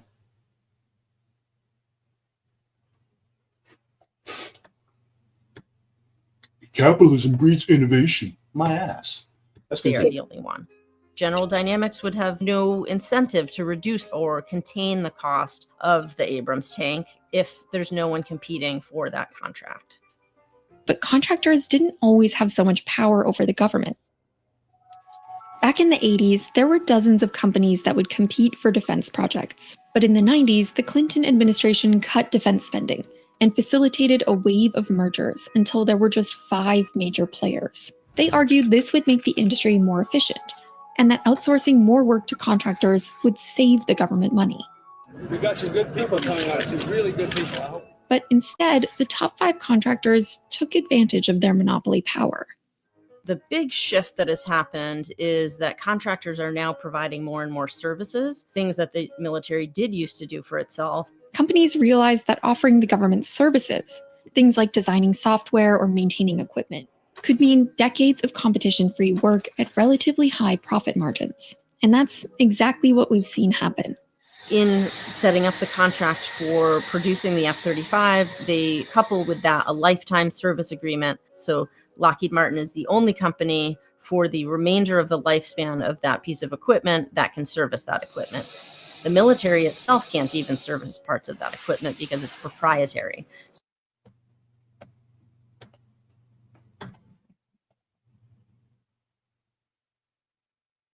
So you go to Toyota and you buy a Corolla.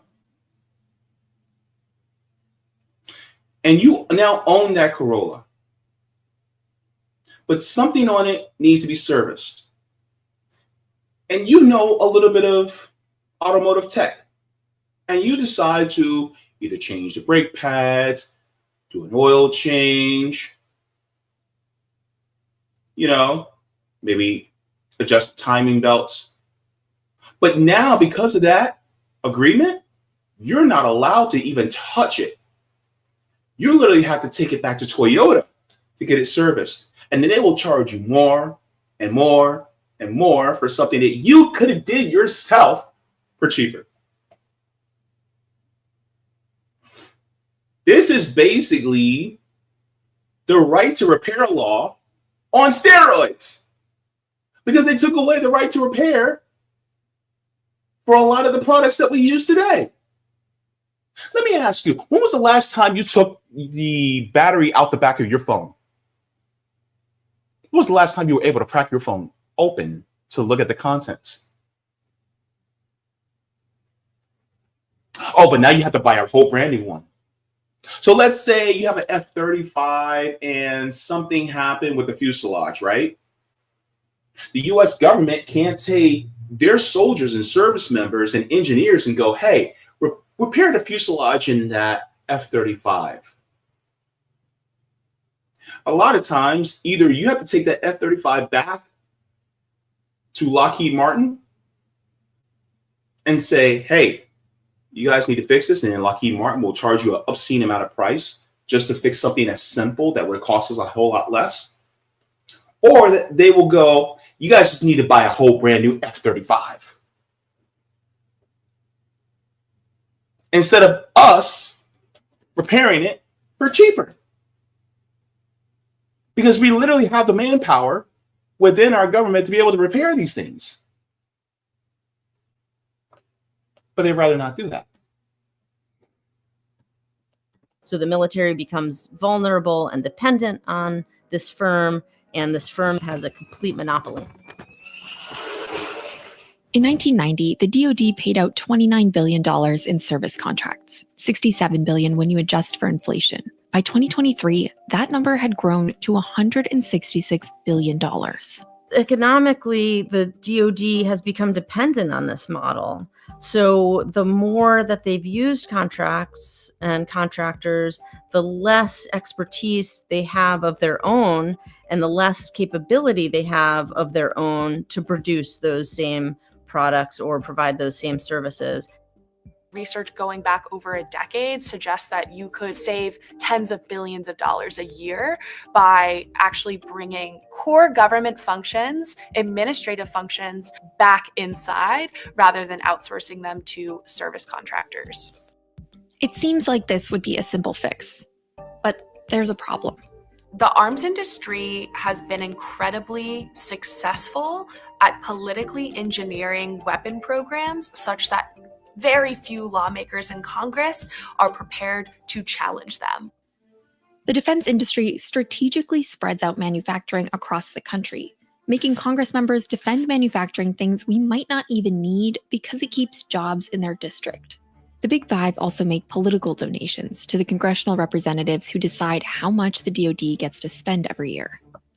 Oh, here we go. And here's the politics aspect of it.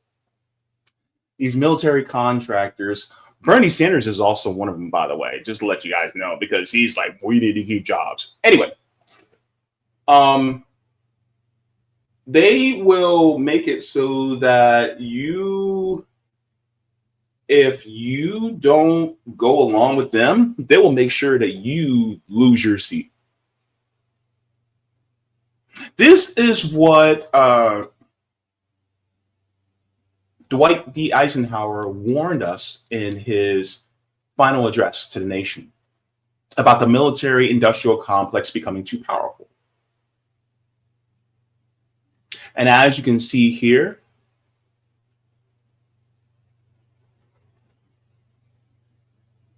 unfortunately, their power is so great that they really can call the shots within our government when it should be the other way around.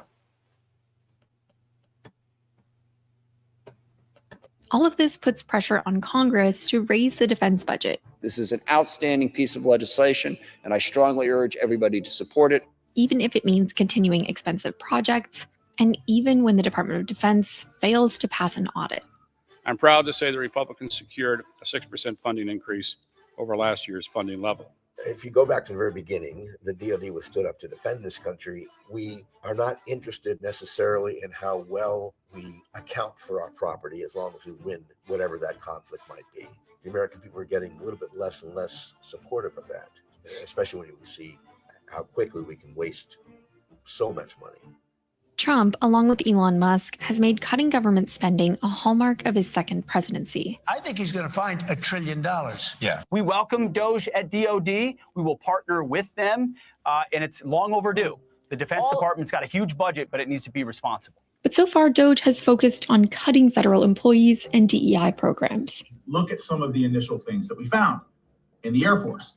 $1.9 million for holistic DEI transformation and training. And they haven't touched anything related to the billions in spending on defense contractors. So when you see Elon Musk or DOGE going after the federal workforce, that is a fraction of the federal budget. And in many cases, not all cases, those federal employees carry out services much cheaper than private contractors do. The Pentagon plans to cut up to 70,000 civilian employees. Senator Roger Wicker, the head of the Armed Services Committee, is advocating to reduce regulations on weapons contractors.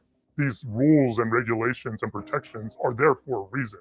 And these government organizations aren't there to try and fuck people. They aren't there to make these rules just because it makes it harder.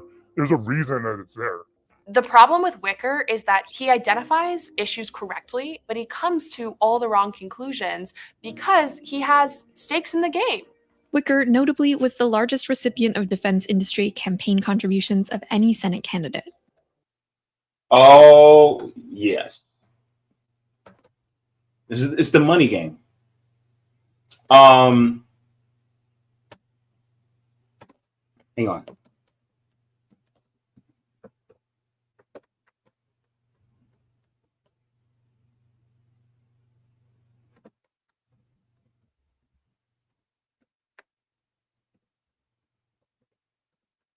Let me see something. I think I remember this. Yes. Okay.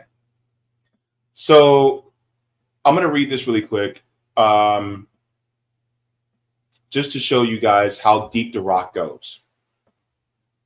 So in the prior administration, we had Secretary of Defense Lloyd Austin. The Secretary of Defense, who was a 4-star general, literally had defense contract ties. So it was financially advantageous for him for us to continue in these wars as well. This came out in 2021. It says, in advance of his January 19th nomination hearing, retired Army General Lloyd Austin, whom President-elect Biden has picked to lead the Defense Department, has disclosed the extent of his financial relationships with defense contractors Raytheon Technology and Bose Allen Hamilton, as well as other companies he's worked for since leaving the military. Austin is a member of Raytheon's board of directors. If confirmed as defense secretary, he expects a cash payout between $750,000 and $1.7 million when he divests his shares in the company and associated entities, according to the financial disclosure documents first reported by Bloomberg. So, with that being said, it goes all the way to the top. So it's not just senators, but it's literally people that work in the Department of Defense that are literally making money off of war. Every single bullet that's fired, every bomb that's dropped, every drone that flies, that's money that's pouring out from us. That's less money for you when it comes to food. That's less money for you when it comes to housing. That's less money for you when it comes to education. That's less money for you when it comes to all these different services that the government is supposed to provide for us. All because we got to keep the homeland safe. When in reality, do we really need 800 military bases around the world? I just wanted to share that too, because that's how deep the rot goes. Even our Secretary of Defense was deep within that rot. Let's finish.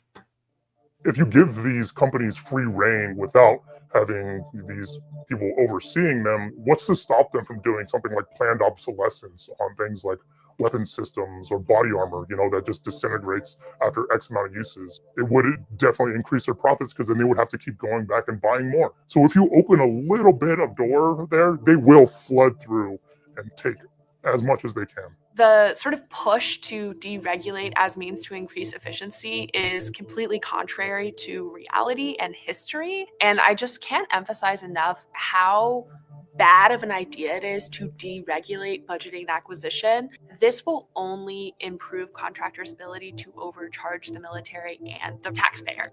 Year after year, what has been found is something in the range of 30 to 40% of contract spending goes to waste, fraud, and abuse. So the first thing would be at least to reduce the services that are being provided by contractors, to have fewer opportunities for contract dollars to get misused because fewer of those dollars will be going to contractors. If Trump's goal is to cut $1 trillion from the federal budget, defense spending on contractors is one of the best places to look. But reining in waste here would take an investment in government oversight, not cuts. And more fundamentally, it would require a shift away from the corporate interests that have captured lawmakers and the Pentagon for decades. We know what the holes in the law are, but we will never truly understand the scope of the issue unless Congress changes their tune on military contracting. That would require many of them to turn away from the very industries that supports them in more than one way. The amount of money that the executives make in profit, all of that money is essentially taxpayer money that's been flowed out through the company and then just goes right into their pockets.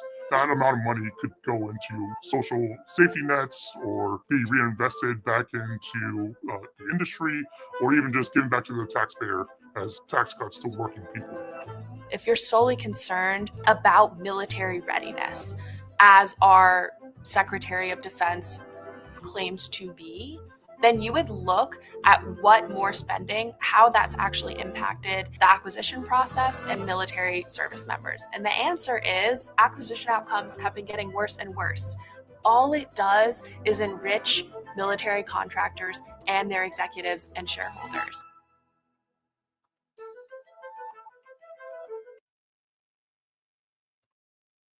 So I want to share this right here. This is from 10 years ago. This is 10 years ago. Discretionary spending.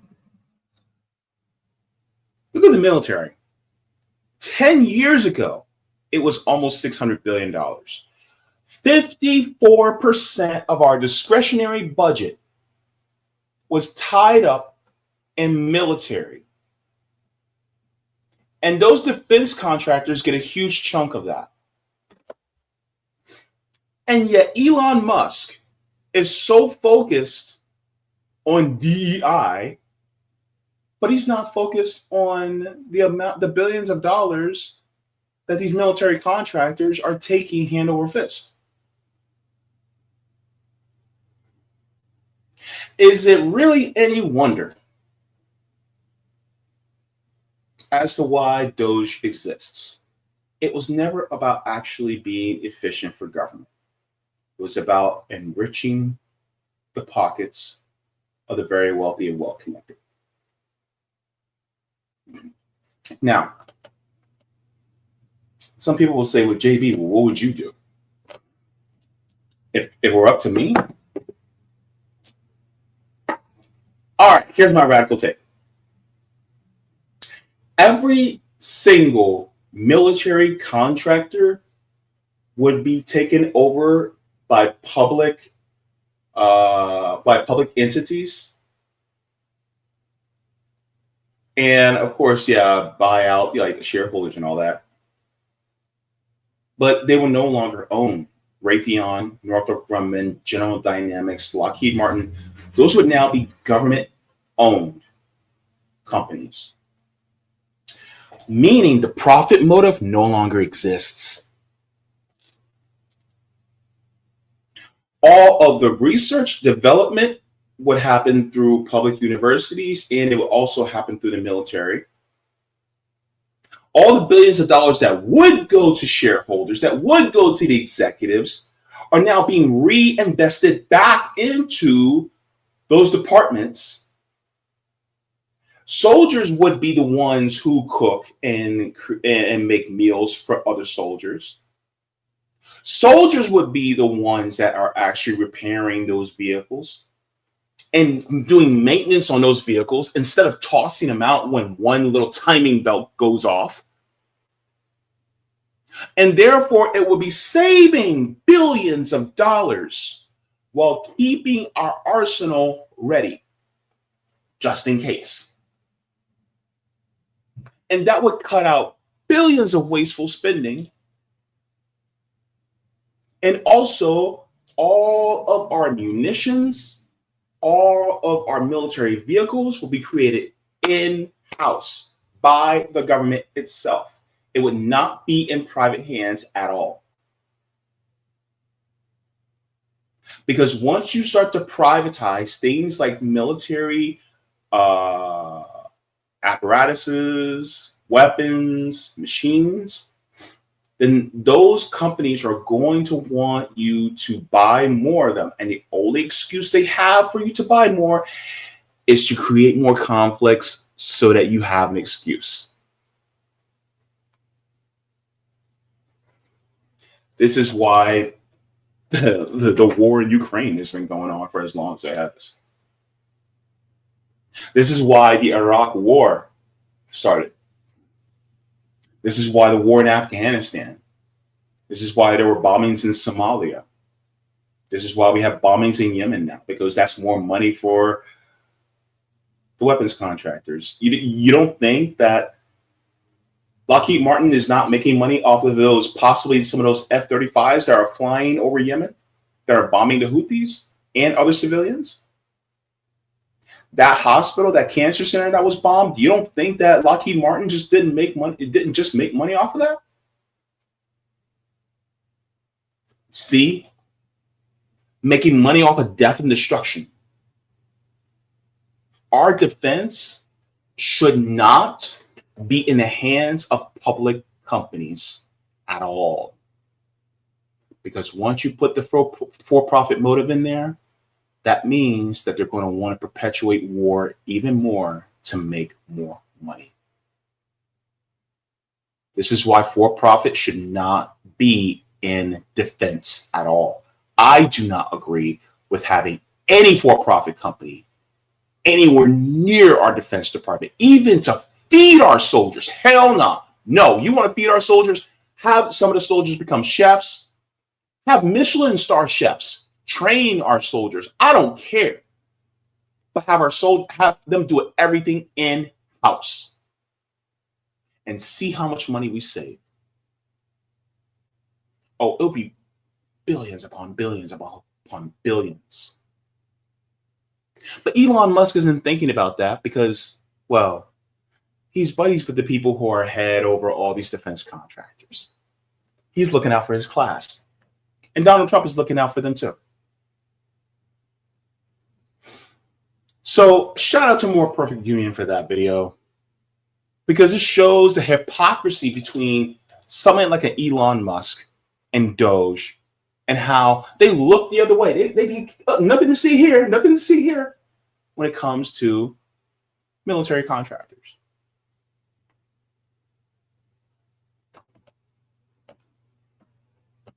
They don't care about efficiency. They just care about making the rich richer. Thank you so very much. Please like the stream. I appreciate all the support from you guys. Let's get into the chat. Let's go into the Rumble just to see if we have anything. We're good there. Okay. And let's go into the rest of the general chat.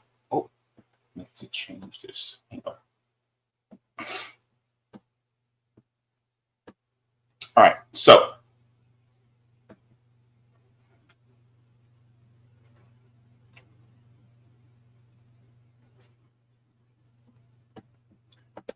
Wadi says the defense contractors are no better than the scammer padding the bill to rip off their client. Actually, they're worse since their products are so destructive. I agree. Oh, Jacqueline says, just think of the people that could be helped if they curb the greed of the defense contractors. Oh my gosh. They're cutting our SNAP benefits right now. I get SNAP benefits. They're cutting them right now. They're trying to attack Social Security. I'm in fear of that. I think Sabby's going to be talking about Social Security later this evening. So tune in to her channel this evening when she talks about Social Security and Doge. It's ridiculous. Just think. How much money does it cost to end homelessness in this country? How much? How much? Do any of you guys remember?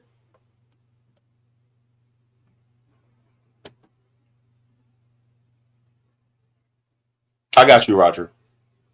But how much does it cost? Somebody in the chat just put it up. How much does it cost to end homelessness in the United States? Somebody, anybody, please. I want to post it because I want to back up Jacqueline's point.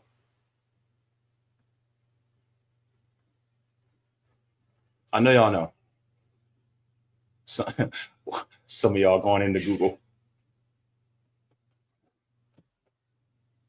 By Katie Lewis, $20 billion per the Housing and Urban Development. $20 billion. You don't think we can't save that much money in the DOD? Thank you very much. We literally could end homelessness by cutting out some of these military contractors. We could end homelessness by cutting out these military contractors. We can end homelessness by cutting out military contractors. And you mean to tell me that that's worth more than the lives of American people? By keeping some of this small little tiny group of people and shareholders flush with cash?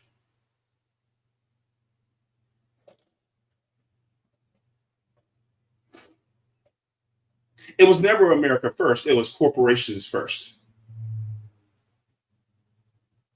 That's what it is. And that, to Jacqueline's point, absolutely. HUD is Housing and Urban Development. It's a department within the United States government.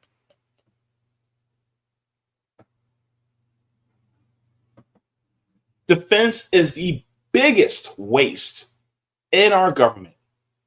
And Elon keeps looking past like, I don't see it. I just don't see it. We got to keep ourselves safe. We're starving. Oh, but we got to keep ourselves, America, safe. I don't have a home. Oh, we got to keep America safe. There are terrorists everywhere. Our environment is crap, and we're getting sick because of it. Oh, we gotta keep the guns. We gotta keep the ammo. We gotta keep the F-35s. We gotta keep the Abrams tanks.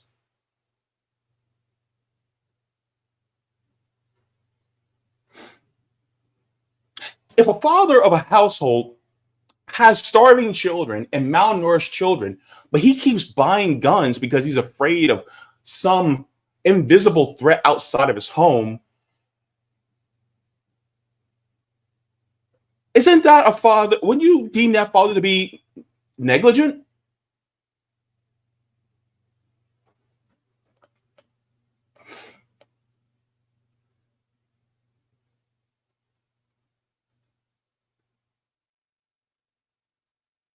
Whew, boy.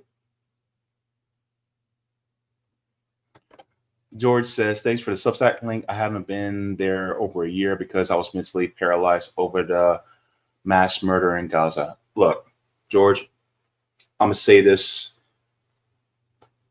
with love.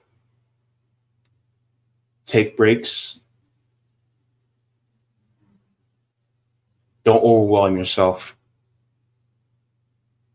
Stay informed, but don't overwhelm yourself. Just do what you can, okay? I mean that with love, okay? Just, it's tough on all of us. And just, center yourself so that you can keep going in the fight. Okay? Don't, because they want you to be demoralized. That's the point. They want to break your spirit. So, take your breaks when you need to, know your limitations. But then when you want to keep informed, independent media, those of us like Katie Lewis and his Substack channel, go to Electronic Intifada, go to Gray Zone News, go to Glenn Greenwald and check them out. Stay informed and keep informing your neighbors, okay? But just know your limitations and just keep going that way, okay? Love to you, okay? Colin says General Dynamics also owns GDIT, which manages every Medicaid record in New York and was paid $500 million to spread anti-jab info in the Philippines, likely killing thousands from the pandemic.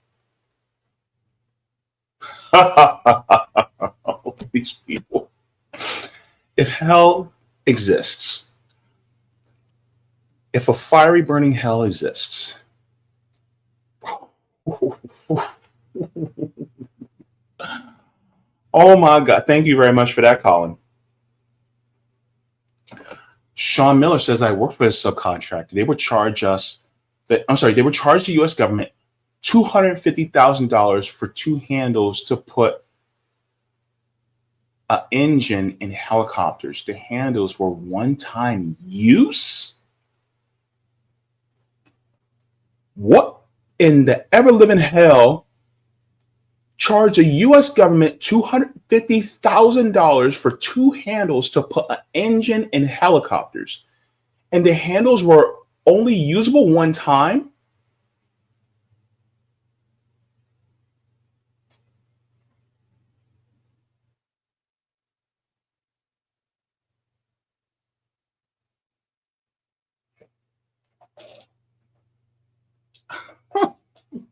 Yo, I'm trying not to go off, I'm seriously trying not to go off right now. I'm trying to keep it. I'm trying to keep it copacetic with y'all right now.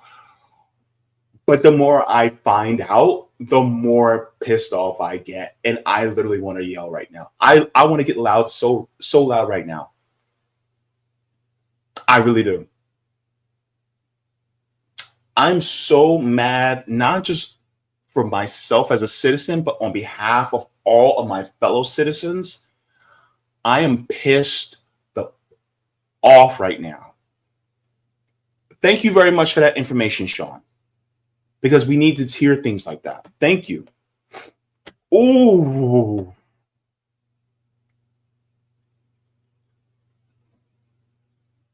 Hamza says these jokers got mad at Ethiopia because they opened factories to supply their military weapons and drones, all homemade. Now the West supporting insurgents. I'm not surprised, man. I'm not surprised.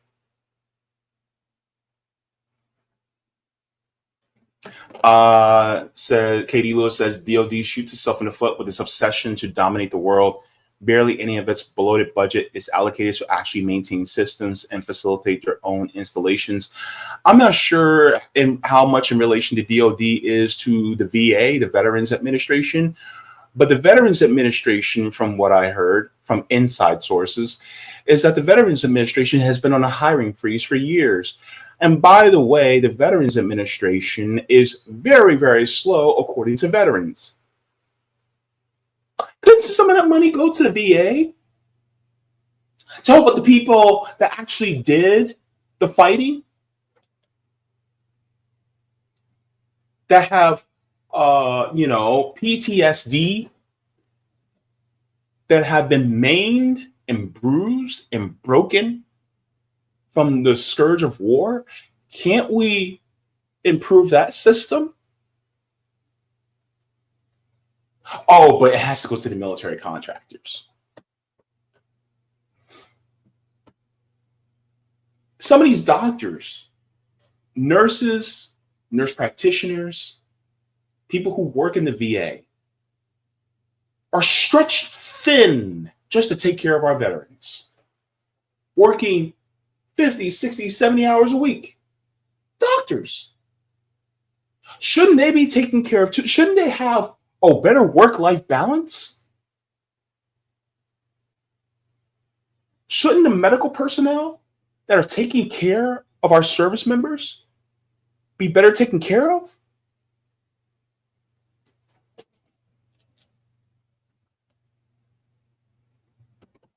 Joe, thank you. Just because it creates jobs doesn't make it a good thing. Creating toxic waste creates jobs. See? But at what cost? It's the same thing with the fossil fuel industry.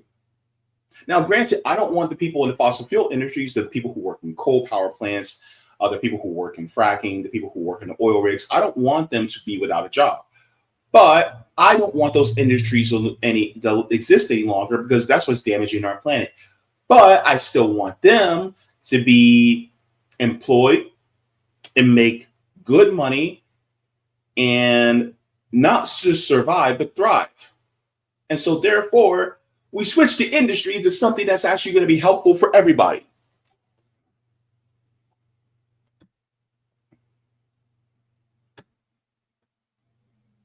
Oh my gosh.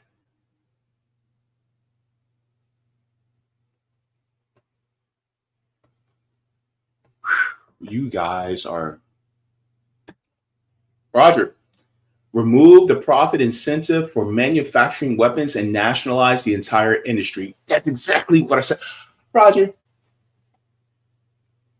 are we psychically linked right now? Because I think we are. Because we both said the same thing. Thank you.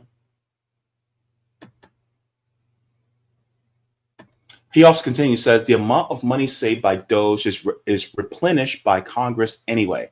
Plus, the amount saved represents barely 1% of our federal budget. Willem says the guy who makes 4,000-pound electric cars claims efficiency. You keep using that word. I don't think it means what you think it means. Oh, man. I just actually got finished watching a video yesterday of this guy. He took a trip to Alaska. And this is to solidify your point, Willem. He took a trip to Alaska. And, excuse me, these people had a bunch of Chinese cars, Chinese-made cars that were there in Alaska for him to test drive.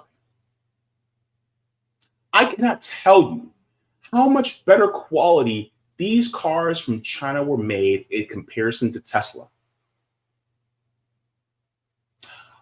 Looking at Tesla now compared to these Chinese cars, it's like comparing one of those old flip Sony Ericsson phones to the brand new Androids that we got today. That's the comparison. It's like, wait a minute, that still has analog buttons and you have to press multiple times just to get to different letters, just to text. And it's in black and white. What? Meanwhile, you got these Chinese cars are basically like luxury cars. And they're literally half to a quarter of the price that we charge for American cars. You literally have cars that you would think are between $70,000 and $100,000, but you find out that the most expensive ones are only 52 grand. 52. You got cars that you would think that are $60,000, $70,000 that are only running for $27,000, $28,000. And they're all electric. And they go 400, 500 miles per charge. And they got refrigeration for your drinks. They got cup holders. They got karaoke machines in the car. And these cars are high quality. They're not some cheap old Temu BS.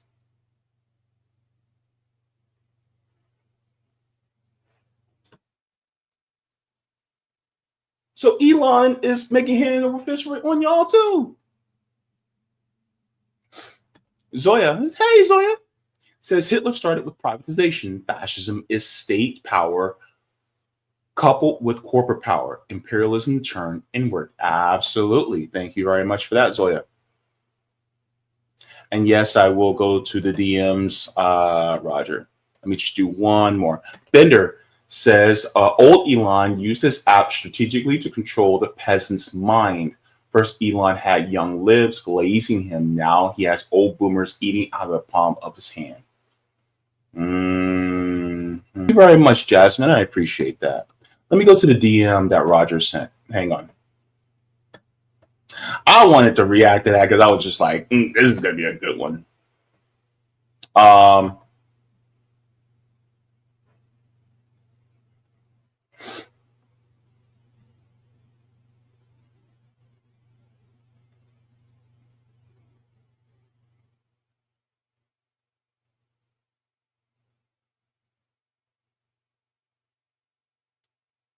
Ooh, that's some good links right there.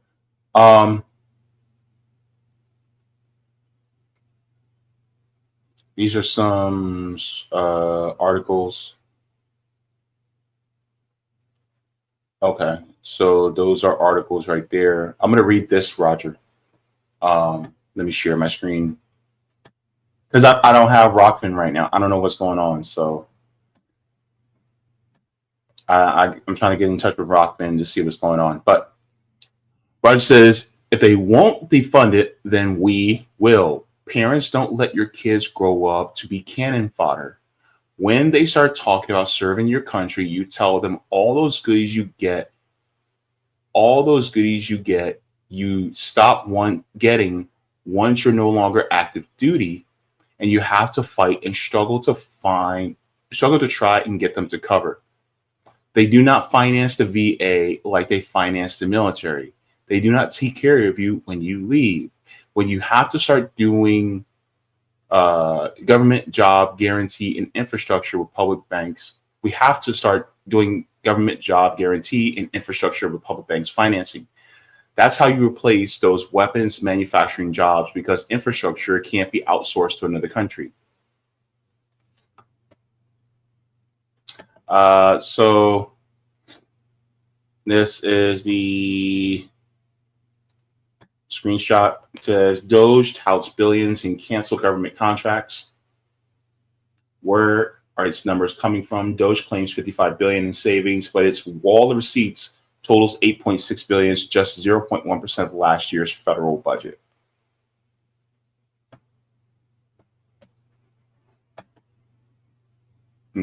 Okay. Defense spending can and should be cut. Cato, that's the Cato Institute. It says the Libertarian Cato Institute says cut, cut, cut. Wow. Even Cato Institute saying it. That's interesting. All right. Thank you so very much for that, Roger. Okay. And let me see.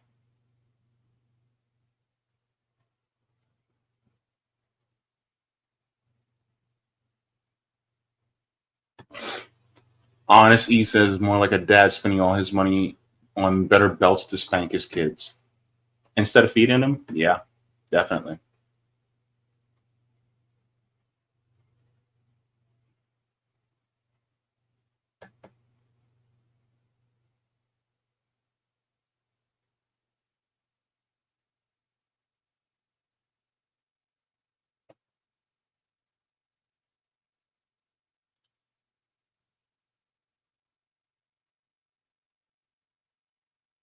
Oh, Bad Wolf says the VA horrible for and has been unfounded with funding cuts every use. Yeah, so what they do is they do what's called the death of 1,000 cuts. And so that means that they cut the VA, little by little, so that it becomes underfunded, which means that it doesn't work and operate as well, which also means that it's slower and it starts to be more inefficient. So if a government program is underfunded, then therefore it starts to buckle, right? You kind of think of like the money as like the lubricant that keeps an engine going. If there's no lubricant, then what happens to an engine? It stops. So the problem is that they're undercutting it more and more and more. The primary reason is because the corporations want that money instead. They don't want it actually going to the VA, number one. Number two, this also gives them the incentive to privatize the VA so that these companies can actually take it over and make more profit off of our veterans. And that's one of the issues. This is exactly what they're trying to do with Social Security. This is what they're trying to do with Medicare. This is what they're trying to do with Medicaid. All these different programs they want to privatize because they want to milk more money out of us. That's what it's been about. And don't forget that they mentioned the planned obsolescence, and I actually did a video about that. Yeah, Tim Price said I saw that video. It was wild. Yeah. Okay, so don't sleep on Team. They may have some good stuff. I've never ordered from them. I haven't. But, I'm thinking about getting some lights from them, some more lights, So we'll see. Anyway, all right. So let's go to the next subject here I want to get into. Oh boy, last one. Finally.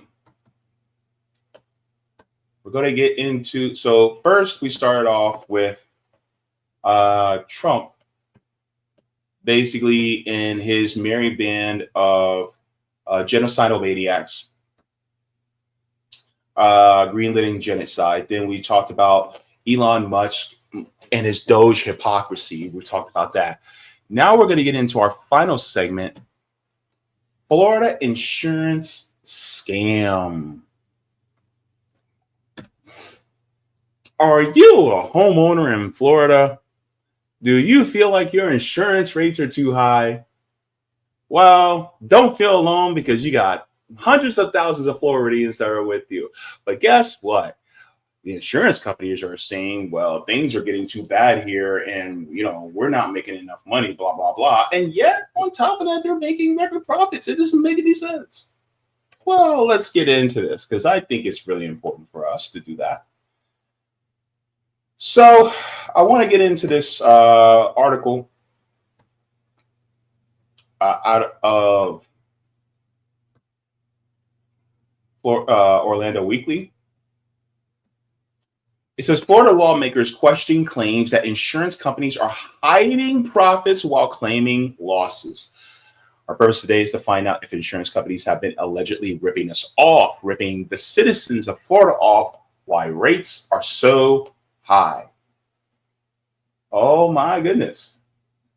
It says Florida House members Friday began digging into questions about property insurance companies sending money to affiliated firms and shareholders while arguing the industry was losing money. During the 3-hour hearing, the House Insurance and Banking Committee grilled State Insurance Commissioner Michael Yaworski and former Commissioner David Altemeyer about a 2022 report that in part detailed money going to affiliated firms. The hearing came after a Tampa Bay Times Miami Herald story last month about the report, which had not been approved until lawmakers or released publicly. Lawmakers said that they should have received the report earlier, particularly as the legislature in the 2022 special session passed major changes to bolster insurers. Yaworski and Altemeyer said the report was a draft and that final version was not completed.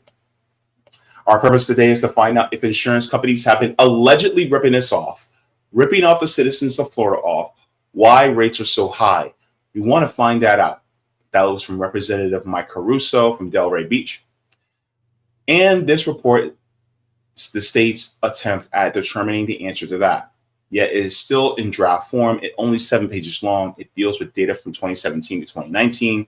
Today is 2025, and as legislator, that's outrageous. And we're getting something that's so antiquated and so full of flaws.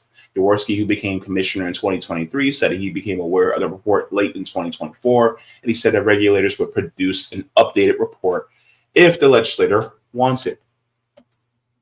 So let's continue on here. It says a 2022 report conducted by the State Office of Insurance Regulation by Risk and Regulatory Consulting, LLC, involved 53 insurers and looked at issues such as income payments to affiliates and shareholder dividends.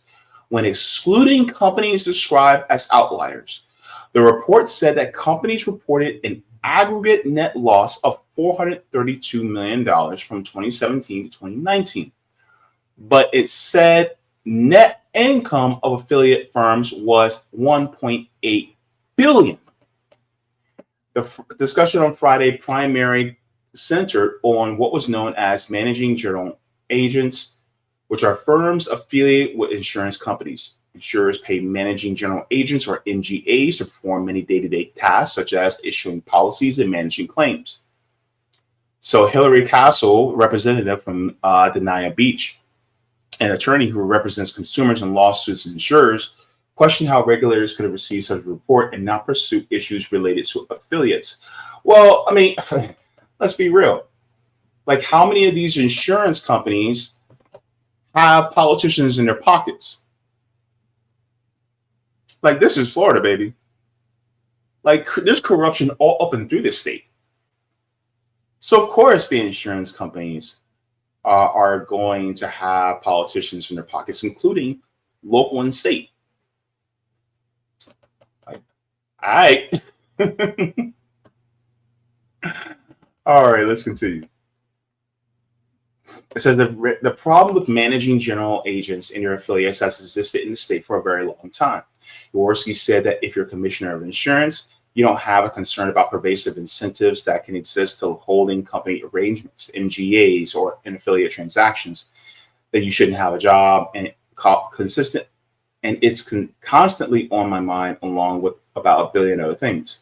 Jaworski said that they had strengthened rules over the years related to monitoring, but also said companies' use of MGAs has helped draw investors to the risky insurance market, which is described as a countervailing balance.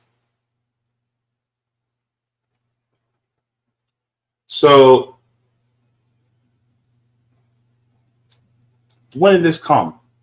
So the report came during a turbulent time in Florida's insurance market, with companies dropping homeowners, raising rates, and in some cases going insolvent because of financial issues. Lawmakers during the 2022 special session passed a major overhaul that included helping shield insurers from costly lawsuits and issue the industry blame for losses. So insurers are getting helped, but what about the people who are the customers? That's my question. People who are losing their insurance, people who are paying more for their insurance.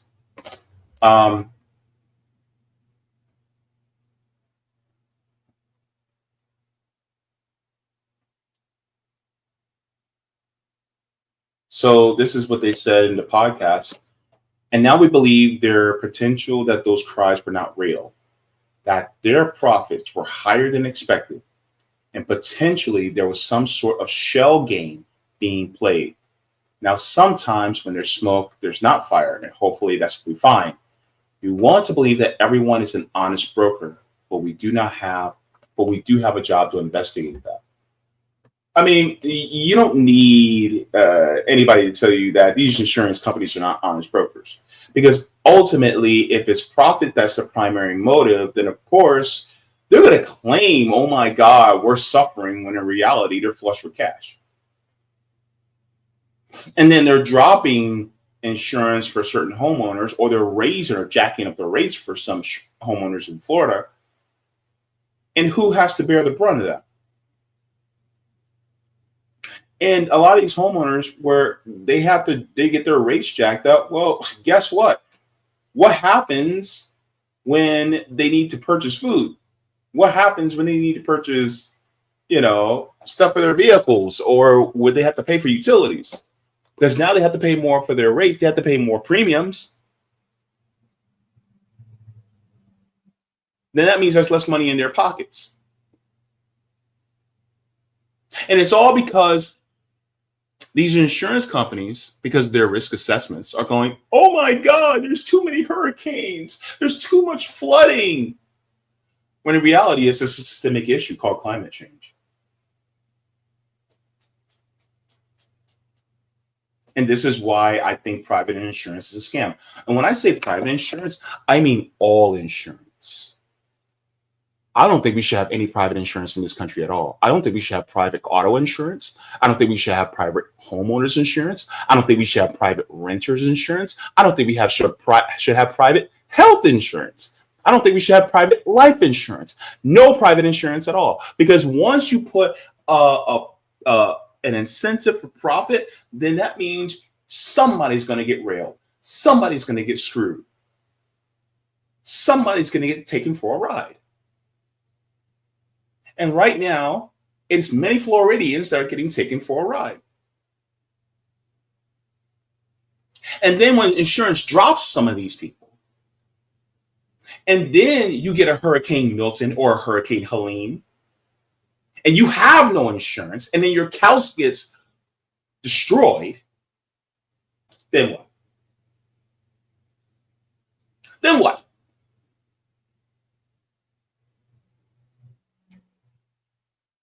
You have nothing. It's over. It's gone. Let's say you pay 15, 20 years into the house and you only got another 15 to 10 years to pay on it before you're finished paying it off, and your house gets destroyed. All because, and then your insurance drops you right before. And they claim, "Oh, well, things are too hairy. We're in danger." And next thing you know, but you realize they made record profits. This is the insurance crisis that we're going through in Florida.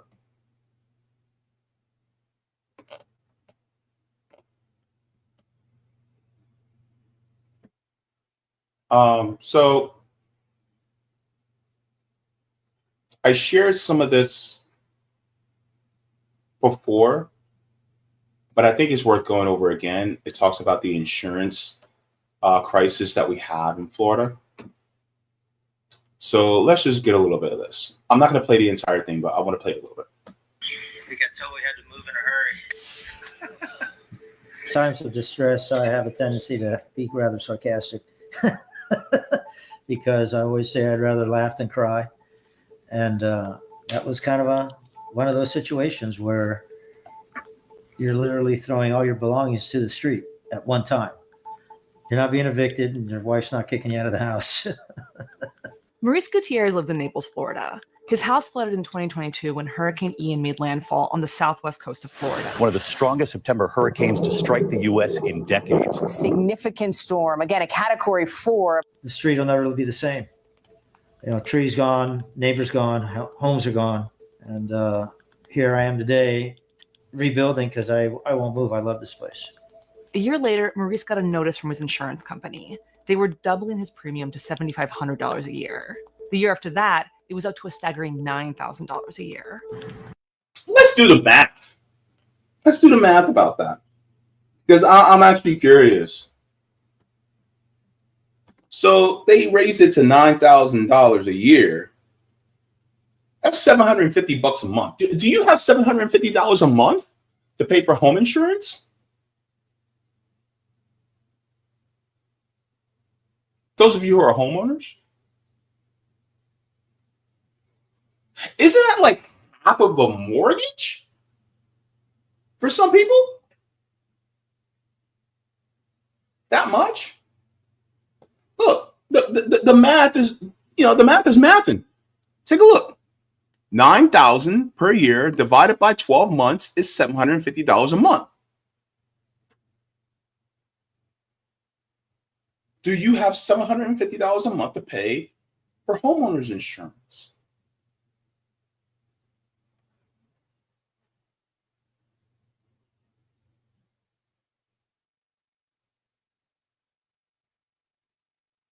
Couple that with the price of eggs, well,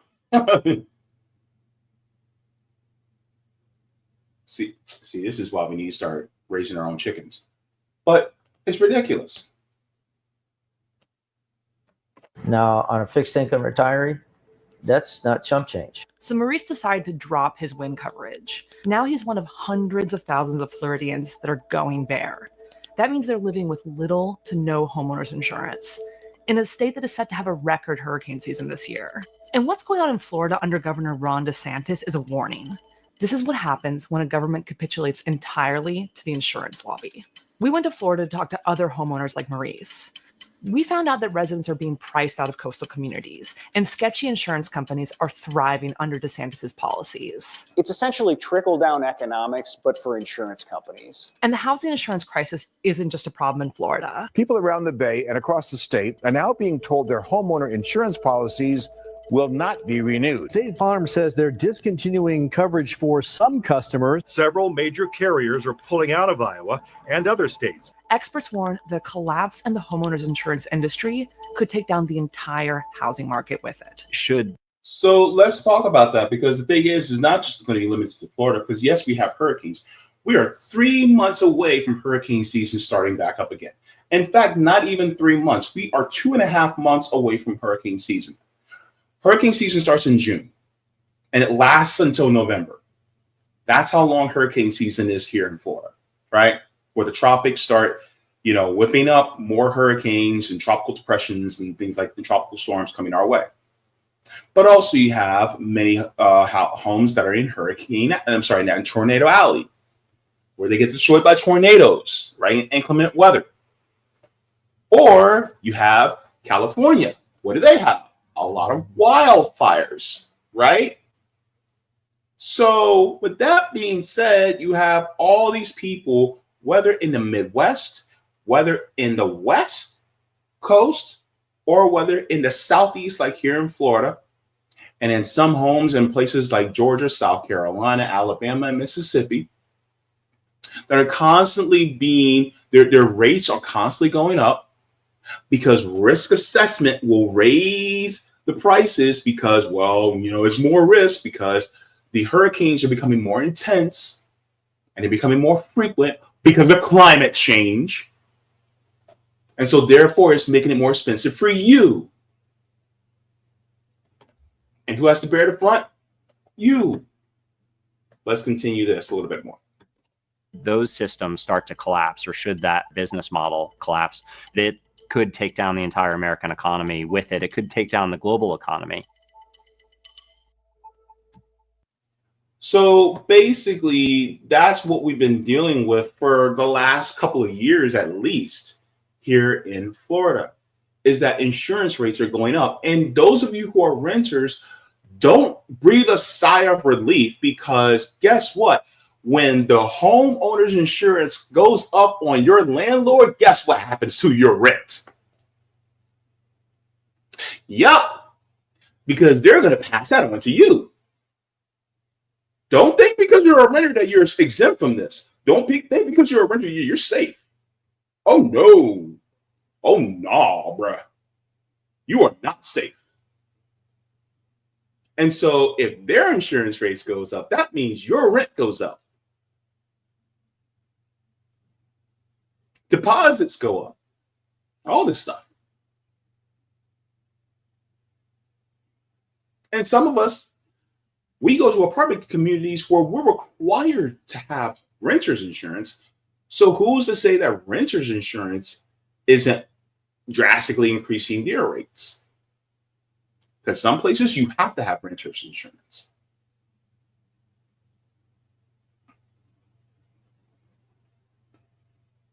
So this is what's going on in Florida. And yet these same insurance companies are reporting record profits.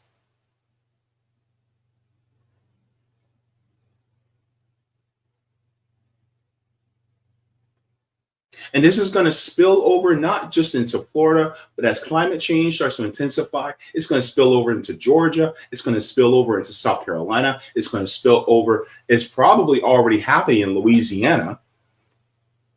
It's going, hey, it can happen in Tennessee.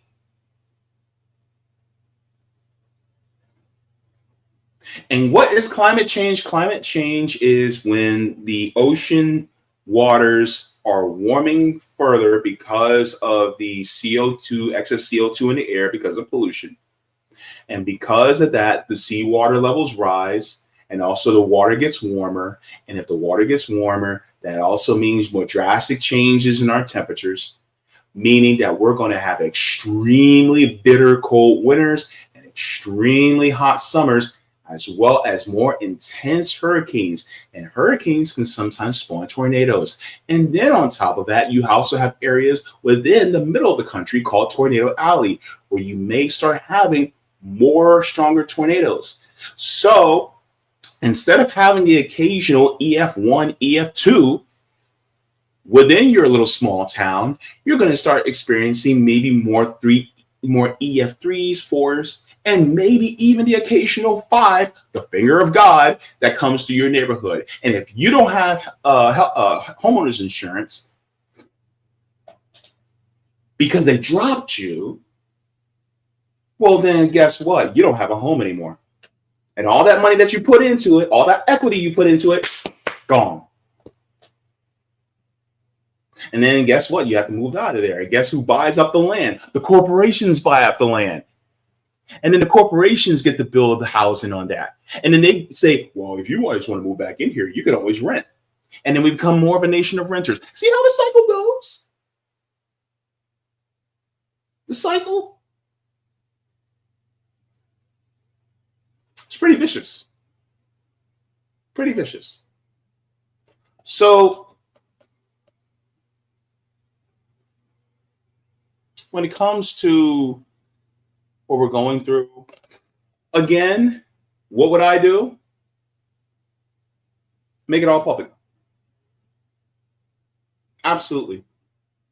Did you know that Florida actually has a government own homeowners insurance program? Yes.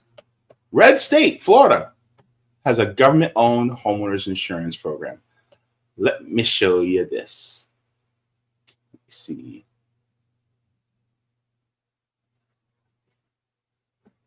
All right. Here is Citizens Property Insurance Corporation. Here's the About section. It says who we are, a purpose-driven mission. Citizens Property Insurance Corporation plays a crucial role in Florida's property insurance marketplace by providing property insurance protection to people who are in good faith entitled to obtain a coverage through the private market but are unable to do so. As one of Florida's leading insurers in Florida homes and businesses, we strive to ensure that our customers receive service that is compared to private market standards. Citizens is a not-for-profit company whose employees are driven first and foremost by our mission of service to the people of Florida. In addition to providing a quality product and service, we strive to be good stewards to the premium funds entrusted to us and are committed to modeling the highest level of ethical behavior.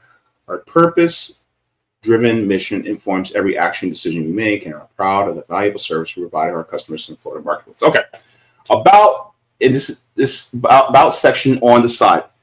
It says Citizens was created by the Florida legislature in August of 2002 as a not-for-profit tax-exempt government entity to provide property insurance to eligible Florida property owners unable to find insurance coverage in the private market. Citizens is funded by policyholder premiums. However, Florida law also requires that Citizens levy assessments on most Florida policyholders if it experiences a deficit in the wake of a particularly devastating storm or series of storms. Citizens operate according to a statutory requirements established by the Florida legislature and is governed by a board of governors. The board administers a plan of operation approved by the Florida Financial Services Commission, an oversight panel made up of the governor, chief financial officer, attorney general, and commissioner of agriculture. So, if we could have this already, I say there's absolutely no reason we should have private insurance for homeowners in this state at all. Because if you have one that's government ran, that doesn't seek profit, then therefore, are your premiums going to be as high? Are your deductibles going to be as high?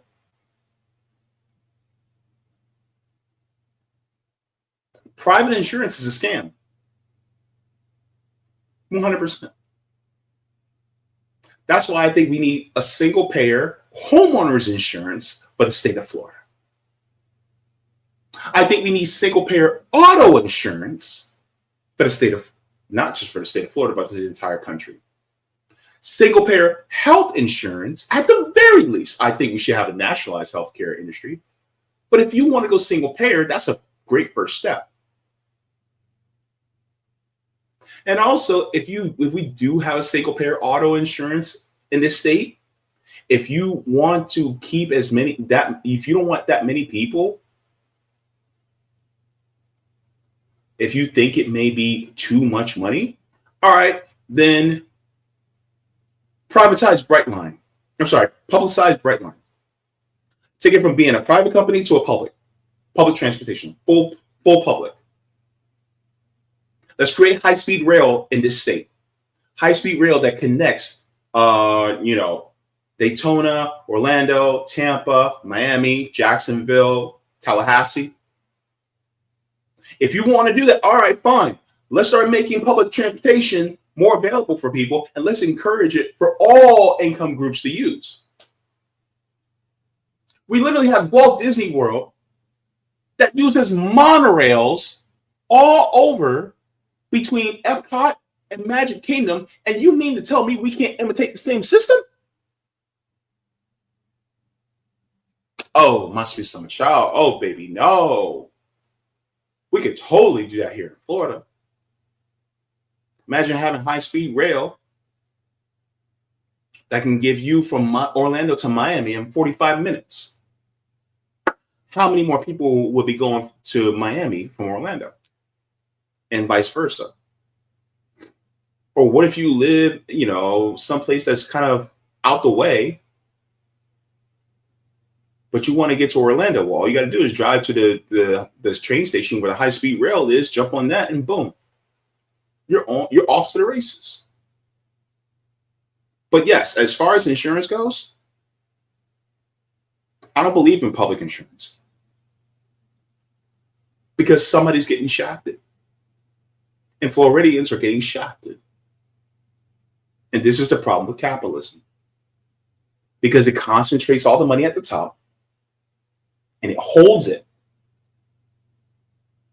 and it sucks more money away from the people, from the workers, from the poor, and it keeps it there. It hoards it so that it does not, because they're thinking it trickles down, when in reality, nothing trickles down from a hoarder.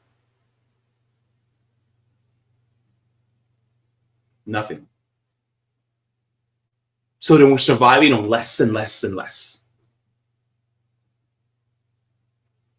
So I want you all to realize that this is why the system needs to be fundamentally changed. Now, I'm gonna channel my inner Roger Meadows here, right? Because if we were to have state and municipal public banks, we could use that infrastructure in order to grow the public money within the state of Florida and reinvest it into our infrastructure so that we can have better goods and services for the public. A state or municipal public bank. You guys know how banks make their money, right? Not just through fees and stuff, but the money that's in your account right now. The bank literally takes your money that's in your account. Let's say you have $100. They will take your $100, they will put it in the market. And they will put that in the market, and that $100 will grow. And let's say that $100 grows to $500, right? I'm being extreme, but it grows from $100 to $500. And now it's $500. But that $500 isn't yours. Only $100 of it is yours. The other $400, the bank keeps. But what if it was a publicly owned bank? And guess what? They would take all the money, the taxes and fees that are collected by the state. Let's just say state. They would take it. They would put it in the market. Let's say it's $100 million. And they put it in the market and it grows to $500 million. That $100 million then is held for the state to use, but then they also give the other $400 million to the state to reinvest into infrastructure. This could be housing. This could be infrastructure for roads, bridges, high-speed rail. This could be for keeping our waterways and the Everglades and all these other things clean and healthy so that we can continue to hunt and fish and do all these things that we like to do here in Florida. So we can keep going to the beach and having barbecues. So we can actually still have a sustainable Florida. This could help with different programs that essentially are for the public good. Wouldn't it be worth having something like that? But what would that spell for the corporations? Doom. But they're doomed anyway. Anyways, so with that being said, yeah, I mean, we should have this, publicized. Municipalize, stationalize, nationalize.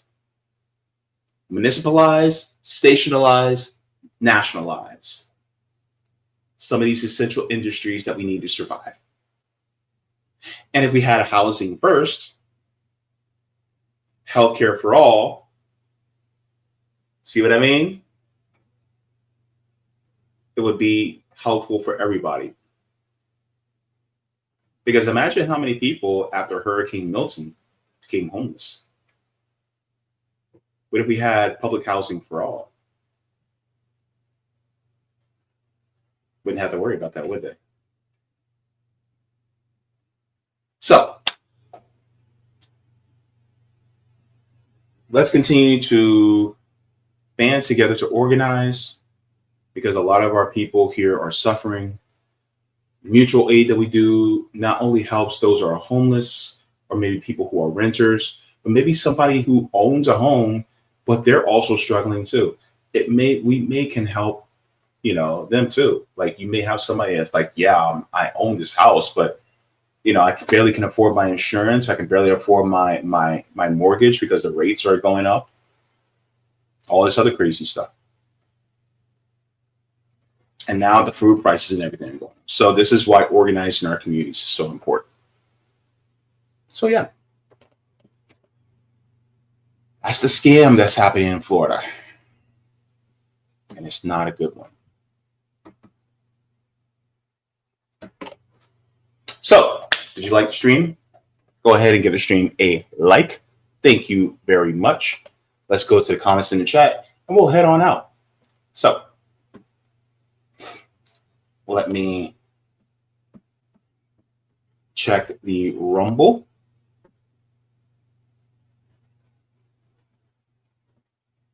Yeah, we finally. Oh yeah, we got a comment on Rumble. Let me enlarge and share my screen. Okay.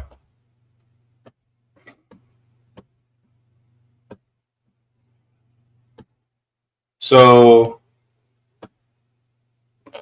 Troglodyte says $750 a month. Damn, right? That's $9,000 a year. Just in insurance premiums. That's crazy. That's ridiculous. Just to have insurance on your home? Bro.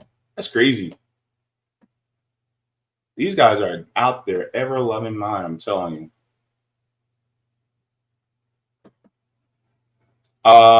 So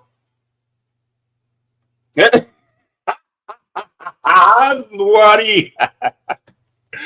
Nationwide is not on your side. They never were, baby. They never were. Thank you so much for that. I needed to laugh.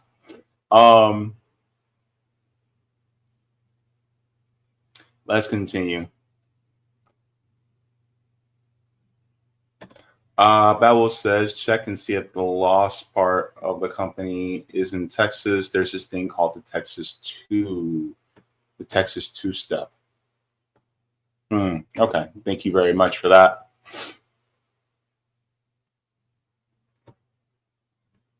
Oh yes, Joe. Oh yes. I see you.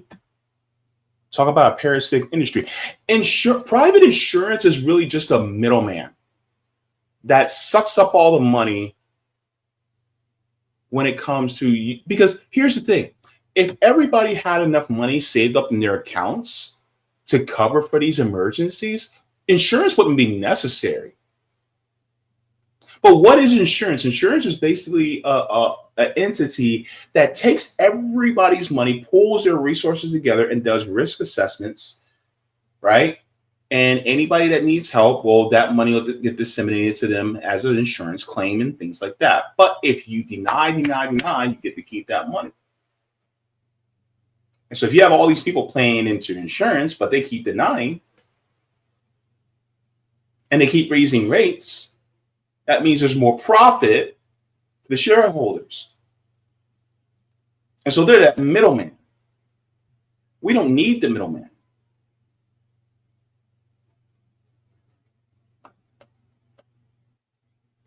Edward says, yeah, $750 a month is too much, not including mortgage, utilities, having kids, etc. I mean, you got to pay for gas. You got to pay for your car insurance. You got to pay for utilities. Some of y'all, you live where it's an HOA where you have to pay the HOA fees, right? Then on top of that, you know, some people, they don't have the physical ability to be able to mow their lawns, but you have to do in order, you know, to be in compliance with HOA or to be in compliance with the city. And what if something happens with your plumbing? What if something happens with your electrical systems? What if something happens to your foundation? We get sinkholes here in Florida. So many different things, man.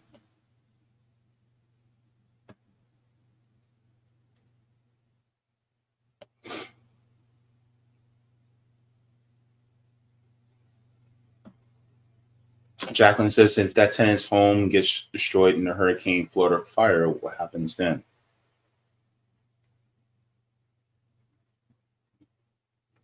You're just done. You just got to move. And you got to come up with, you know, you got to come up with first month's rent plus deposit. And then you also have to pay for the application fees. Then they also have to do a credit check, and you have to come up with all that money yourself. You don't get anything for it. You know,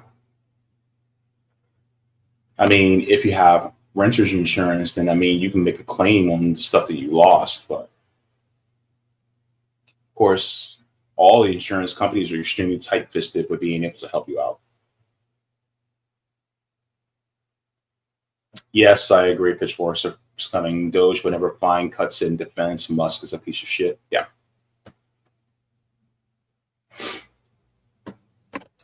Climate change is a lie that we have to stop repeating. Well, look, here's the thing. We're seeing the results of it right now, and we're starting to also have more climate refugees right now. So I don't know what to tell you. Like, it is real, and it has been happening. And even the fossil fuel companies knew about climate change back in the 50s and 60s, and they kept things going. So if they knew about it, but they kept quiet about it, and guess what? Yeah, they knew it was bad for us, but they didn't care. Even they know that that exists. So come on, Chris. Let's be real.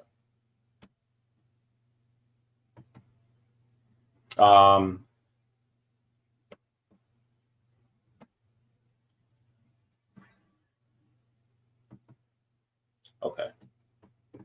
And then let me go to Roger really quick. I gotta stop doing these 3-hour streams, but I'm just too long-winded. It says, but the new cars that are coming out that has automatic stop, where it's equipped with a radar and senses when you are about to hit something, it applies the brakes for you. Automatic stay in your lane with the steering wheel locks up when the radar senses you're about to go into an occupied lane, as well as all the other safety measures. Auto insurance at least will definitely come down.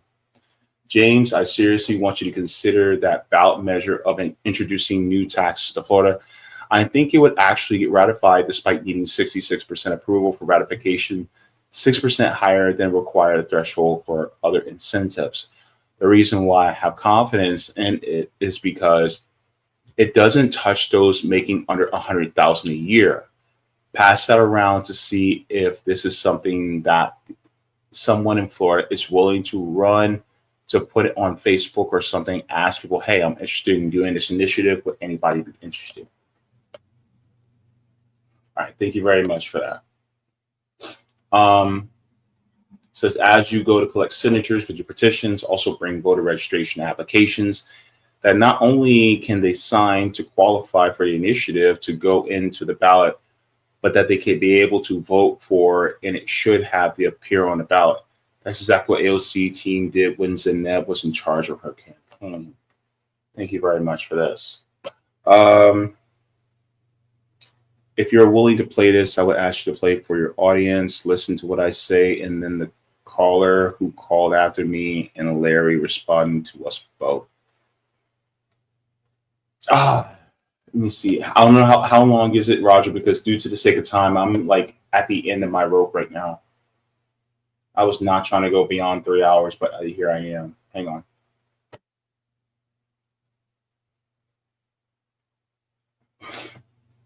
Okay,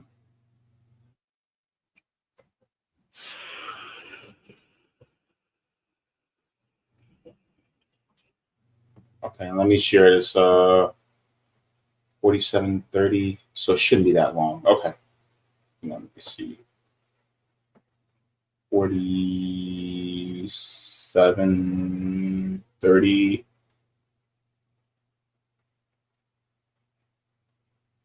All right, we'll start 4727. All right, let me share the screen and take a listen to this.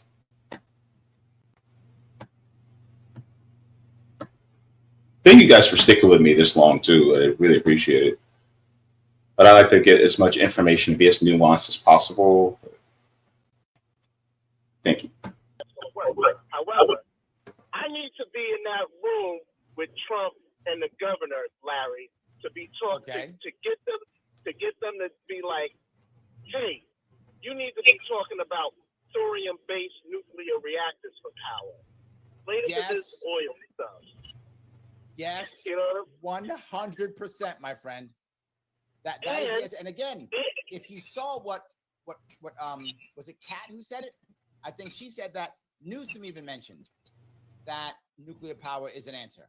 I agree with you. I think, and if I remember right, the Chinese put one online last year. Is that right? Do you happen to know that? Yeah, I believe it sounds familiar. Yeah. Yeah. So you're right. Yes, it did. And here's the thing.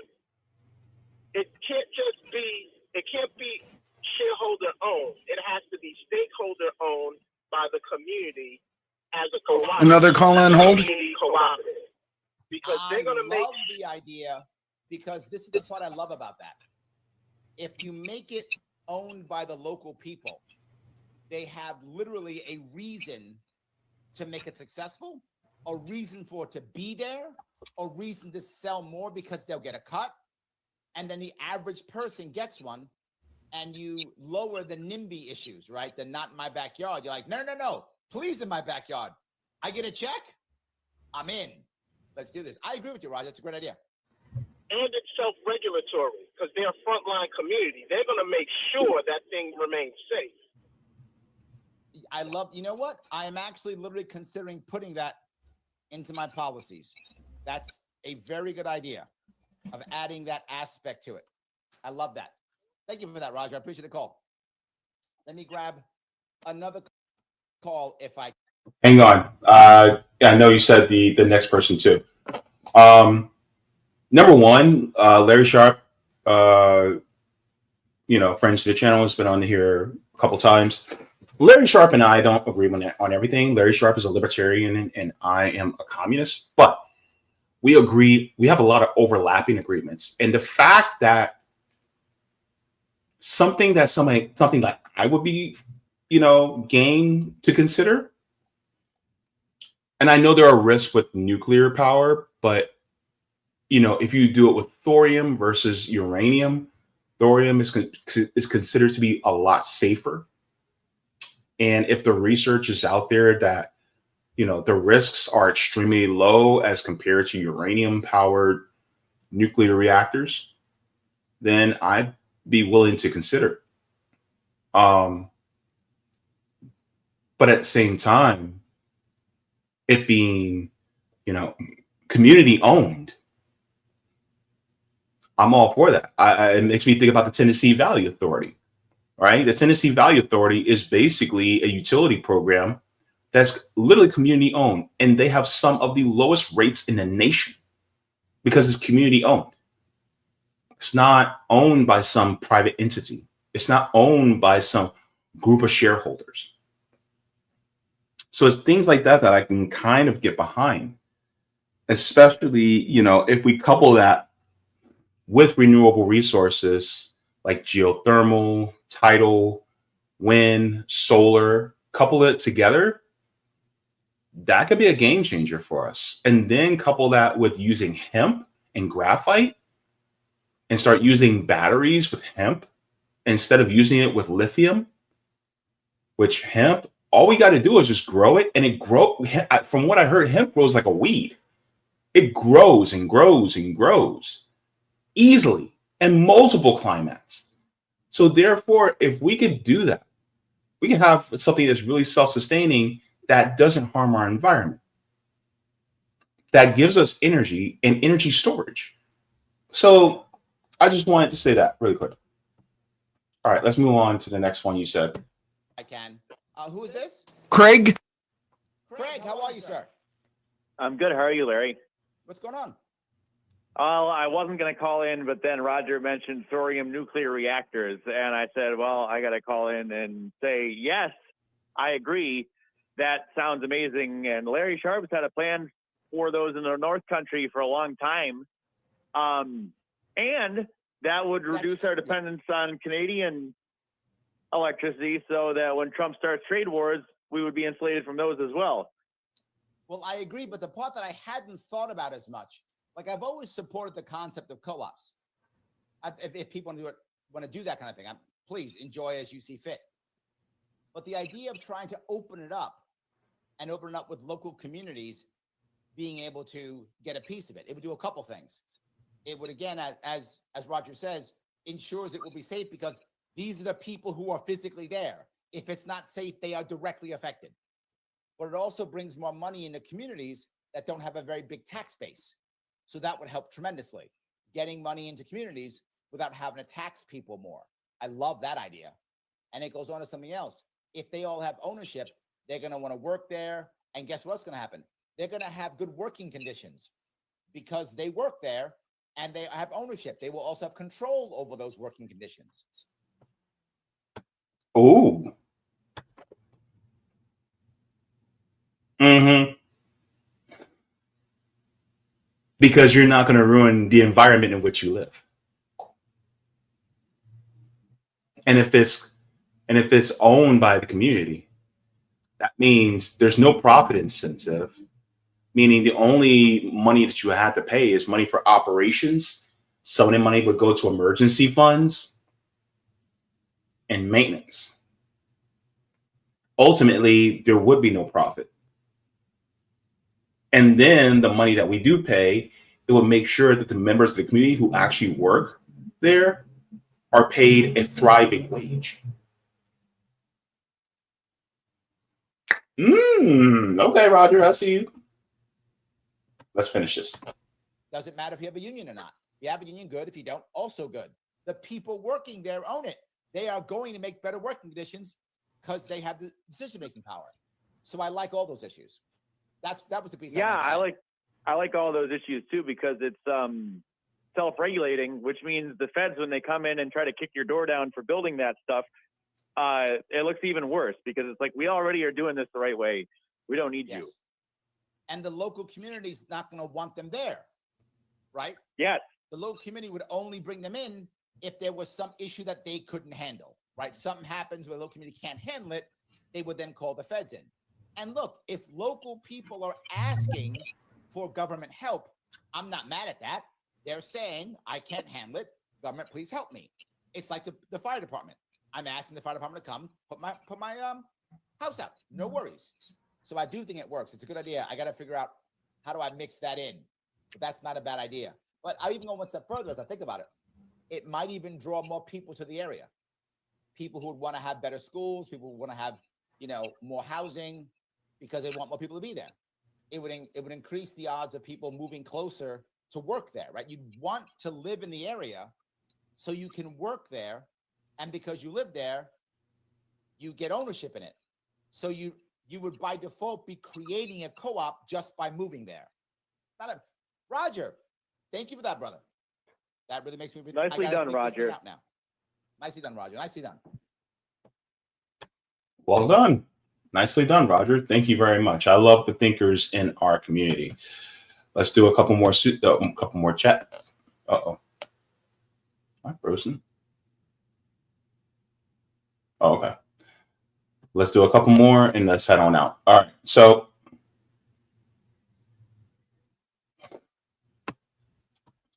Christian says the United States is the only country in the world where your basic needs are big business. That's true. Thank you very much, Kate. Max says, have to go as usual, but you're so informative and you back it up with love, you forehead kisses. Thank you so very much, Kate. Max, you're such a sweetheart. All right. So, oh yeah, John Kemper says trickle down with some good propaganda. Mm-hmm. Absolutely.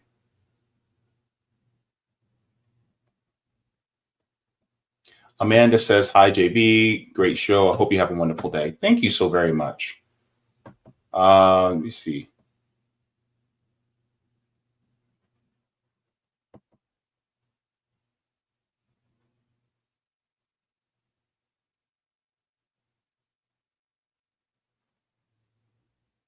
All right. So, with that being said, I'm going to head on out because I got to get going. But just as a reminder to you guys, as far as paying back people for the trip that I wasn't able to take, if you donate it on Spot Fund, like I said on Saturday, if you guys would like to, my email is in the chat. If you donate it, please let me know the name that you have on there, so that I can take a look at it and see, you know, your donation amount and things like that, so I can return it back to you if you would like that money back. It's not going to be possible for me for anonymous donations. I'm sorry, because I don't know like who it came from.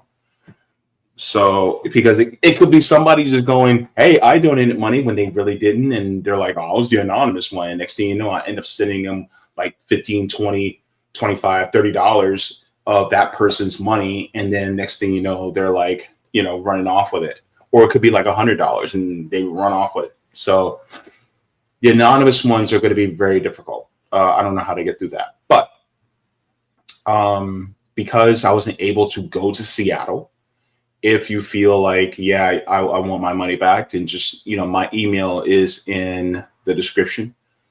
So if you guys would like to do that, you know, trying to make sure that, you know, I get it, you know, back to people, because unfortunately I cashed out before I went to the hospital. And so now there's no way that I can send it back to Spot Fund for them to send it all back. So beyond that, yeah, I just want to do that one little house cleaning thing. As far as this week, on RBN, we'll actually be having former RBN member Afeni on, along with Christian Smalls, the Amazon Warehouse Union, one of the founders. So we're going to be having them on. Me and Sabby will be having them on to have a conversation about general strikes. So tune in for that this Thursday at 5 p.m. Eastern Standard Time. I don't think I have a show going on this. Oh. And Afeni joins me again on this channel to talk about the same thing. So it's going to be great. So can't wait. So yes, I'll be seeing Afeni twice this week. So it's twice the Afeni, which is twice the goodness. You know what I'm saying? And then next week, of course, Jordan Sheridan will be joining me. We'll be talking about the poisoning of America. Really, it's about corporations that have been poisoning America. We're going to talk about, you know, Flint, Michigan. We're going to talk about East Palestine and what's going on there. We're going to talk about really the rollbacks that Donald Trump are doing in regards to a lot of things that are that keep our environment safe. And this does not exempt Democrats at all, because a lot of what Joe Biden did also was dangerous for the environment, but Joe Biden just did it with a smile. So we're going to be having conversations with that. And then also that evening, I'll be joining Jason Smith to talk about the West and how it deals with China.